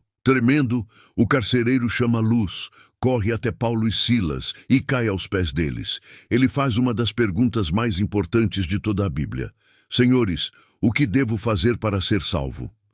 Paulo responde: creia no Senhor Jesus e você será salvo, você e sua casa. Eles anunciam a palavra de Deus ao homem e a toda a sua família. Naquela mesma hora, o carcereiro lava as feridas deles, e logo ele e todos os de sua casa são batizados. Depois os leva para sua casa, prepara uma refeição e se enche de alegria porque todos agora creem no Senhor. 35:40. A libertação e o pedido de desculpas. Pela manhã, os magistrados mandam libertar Paulo e Silas discretamente. Mas Paulo anuncia uma verdade que muda completamente o cenário. Eles eram cidadãos romanos e foram espancados publicamente sem julgamento, algo totalmente ilegal. Quando os magistrados ficam sabendo disso, ficam apavorados. Eles vão pessoalmente até a prisão, pedem desculpas e pedem que Paulo e Silas deixem a cidade. Os missionários voltam à casa de Lídia, encorajam os irmãos e só depois partem, deixando uma igreja viva e fortalecida em Filipos. Atos 17, 1-4. A pregação em Tessalônica. Paulo e Silas seguem por Anfípolis e Apolônia, até chegarem a Tessalônica, onde há uma sinagoga. Como de costume, Paulo entra e, por 3 sábados seguidos, conversa com os judeus, explicando cuidadosamente as Escrituras. Ele demonstra, passo a passo, que era necessário que o Messias sofresse, morresse e ressuscitasse. Depois declara com firmeza: esse Jesus que lhes anuncio é o Cristo. A mensagem mexe com a cidade. Alguns judeus creem, muitas mulheres gregas de alta posição. E um grande número de gentios tementes a Deus aderem à fé.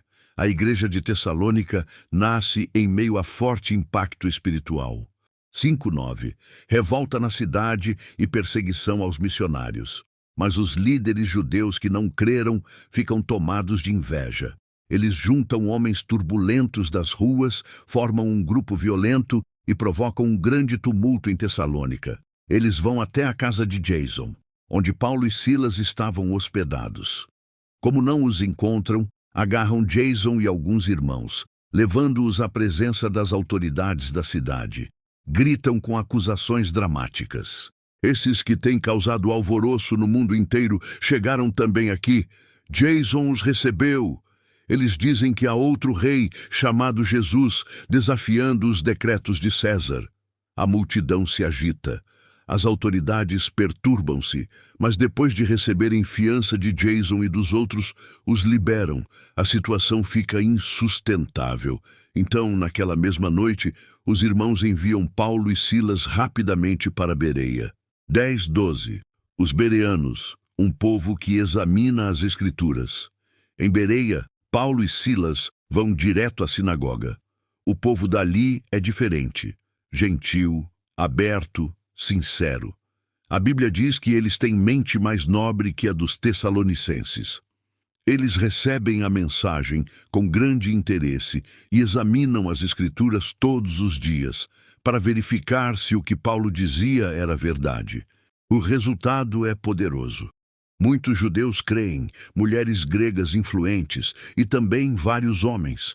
A fé cresce ali com maturidade e discernimento. 13:15. Críticos chegam e a perseguição recomeça. Mas os judeus de Tessalônica ficam sabendo que Paulo está pregando em Bereia. Eles viajam até lá e começam novamente a incitar confusão, tentando impedir que a palavra continue avançando.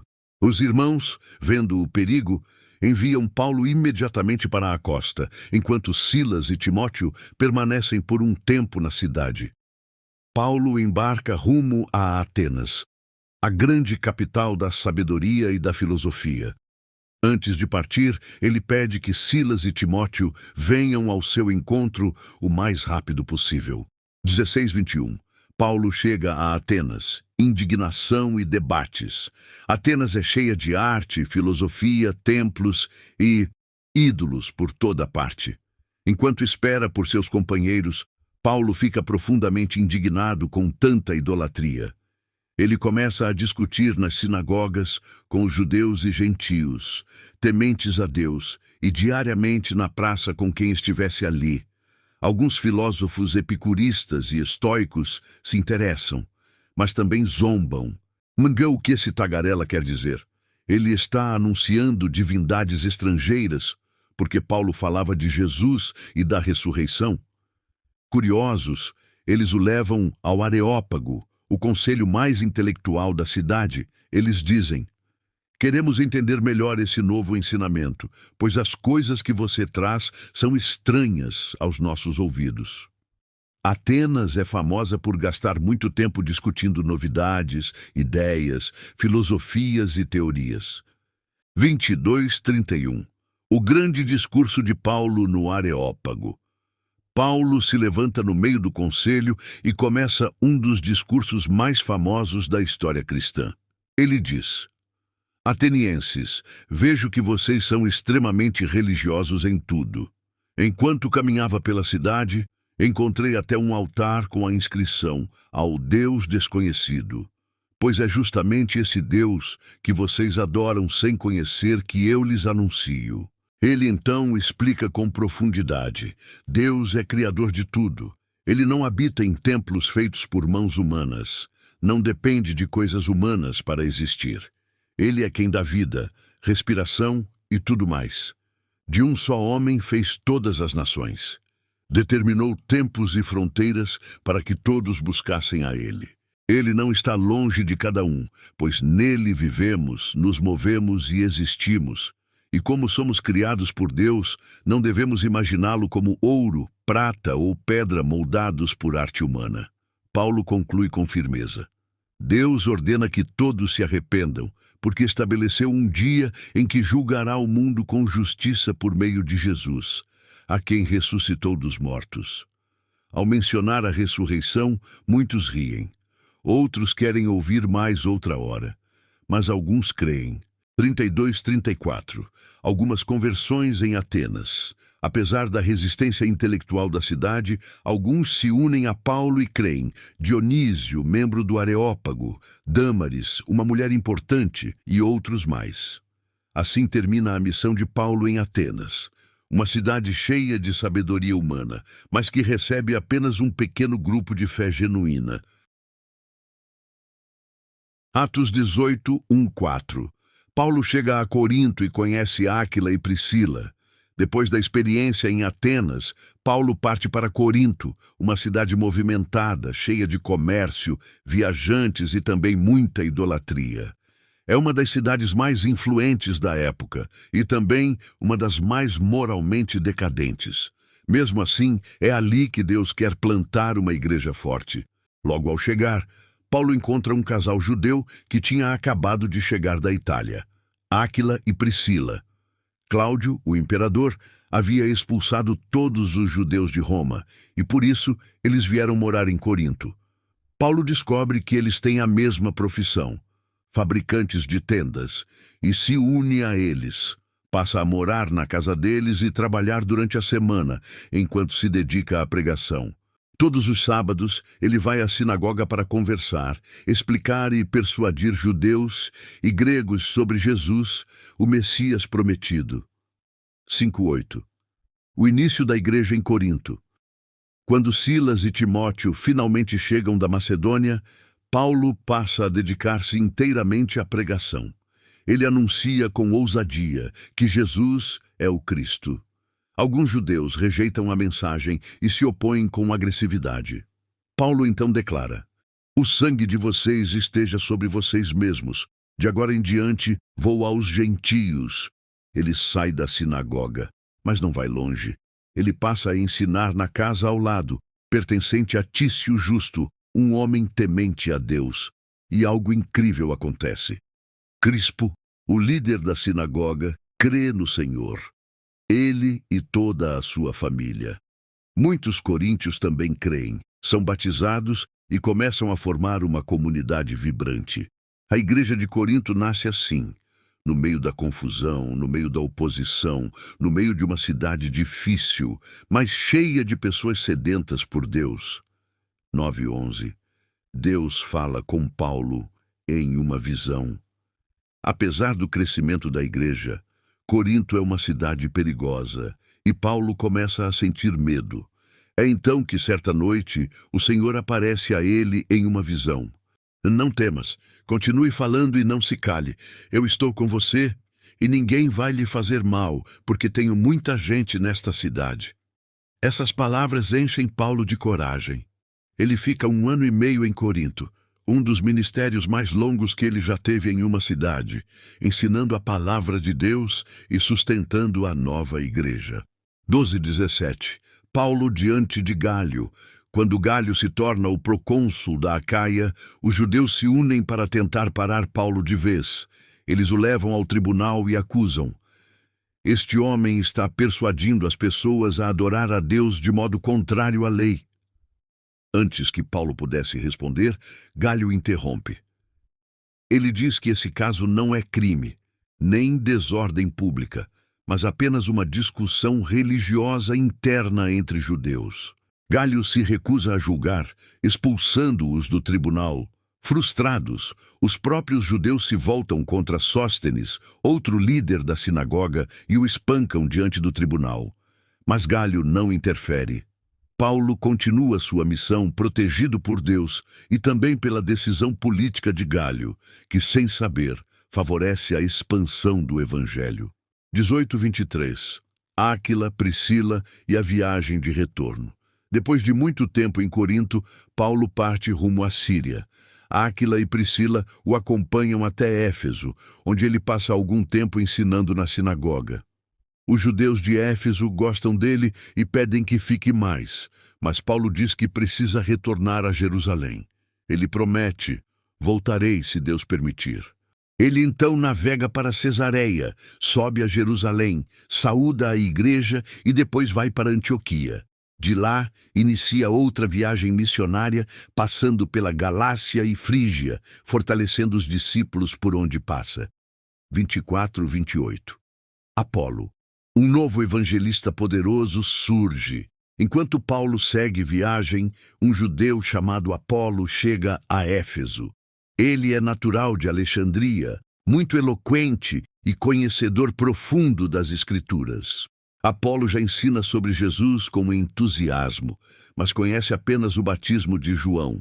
Ou seja, ele sabe parte da mensagem, mas ainda não compreende tudo. Áquila e Priscila o escutam falar e percebem que ele precisa de orientação. Eles o convidam para sua casa e explicam com mais precisão o caminho de Deus. Com isso, Apolo se torna ainda mais preparado para pregar. Ele viaja para a Acaia e os irmãos o recomendam. Ali, ele se torna um evangelista poderoso, refutando os judeus publicamente e provando pelas Escrituras que Jesus é o Cristo.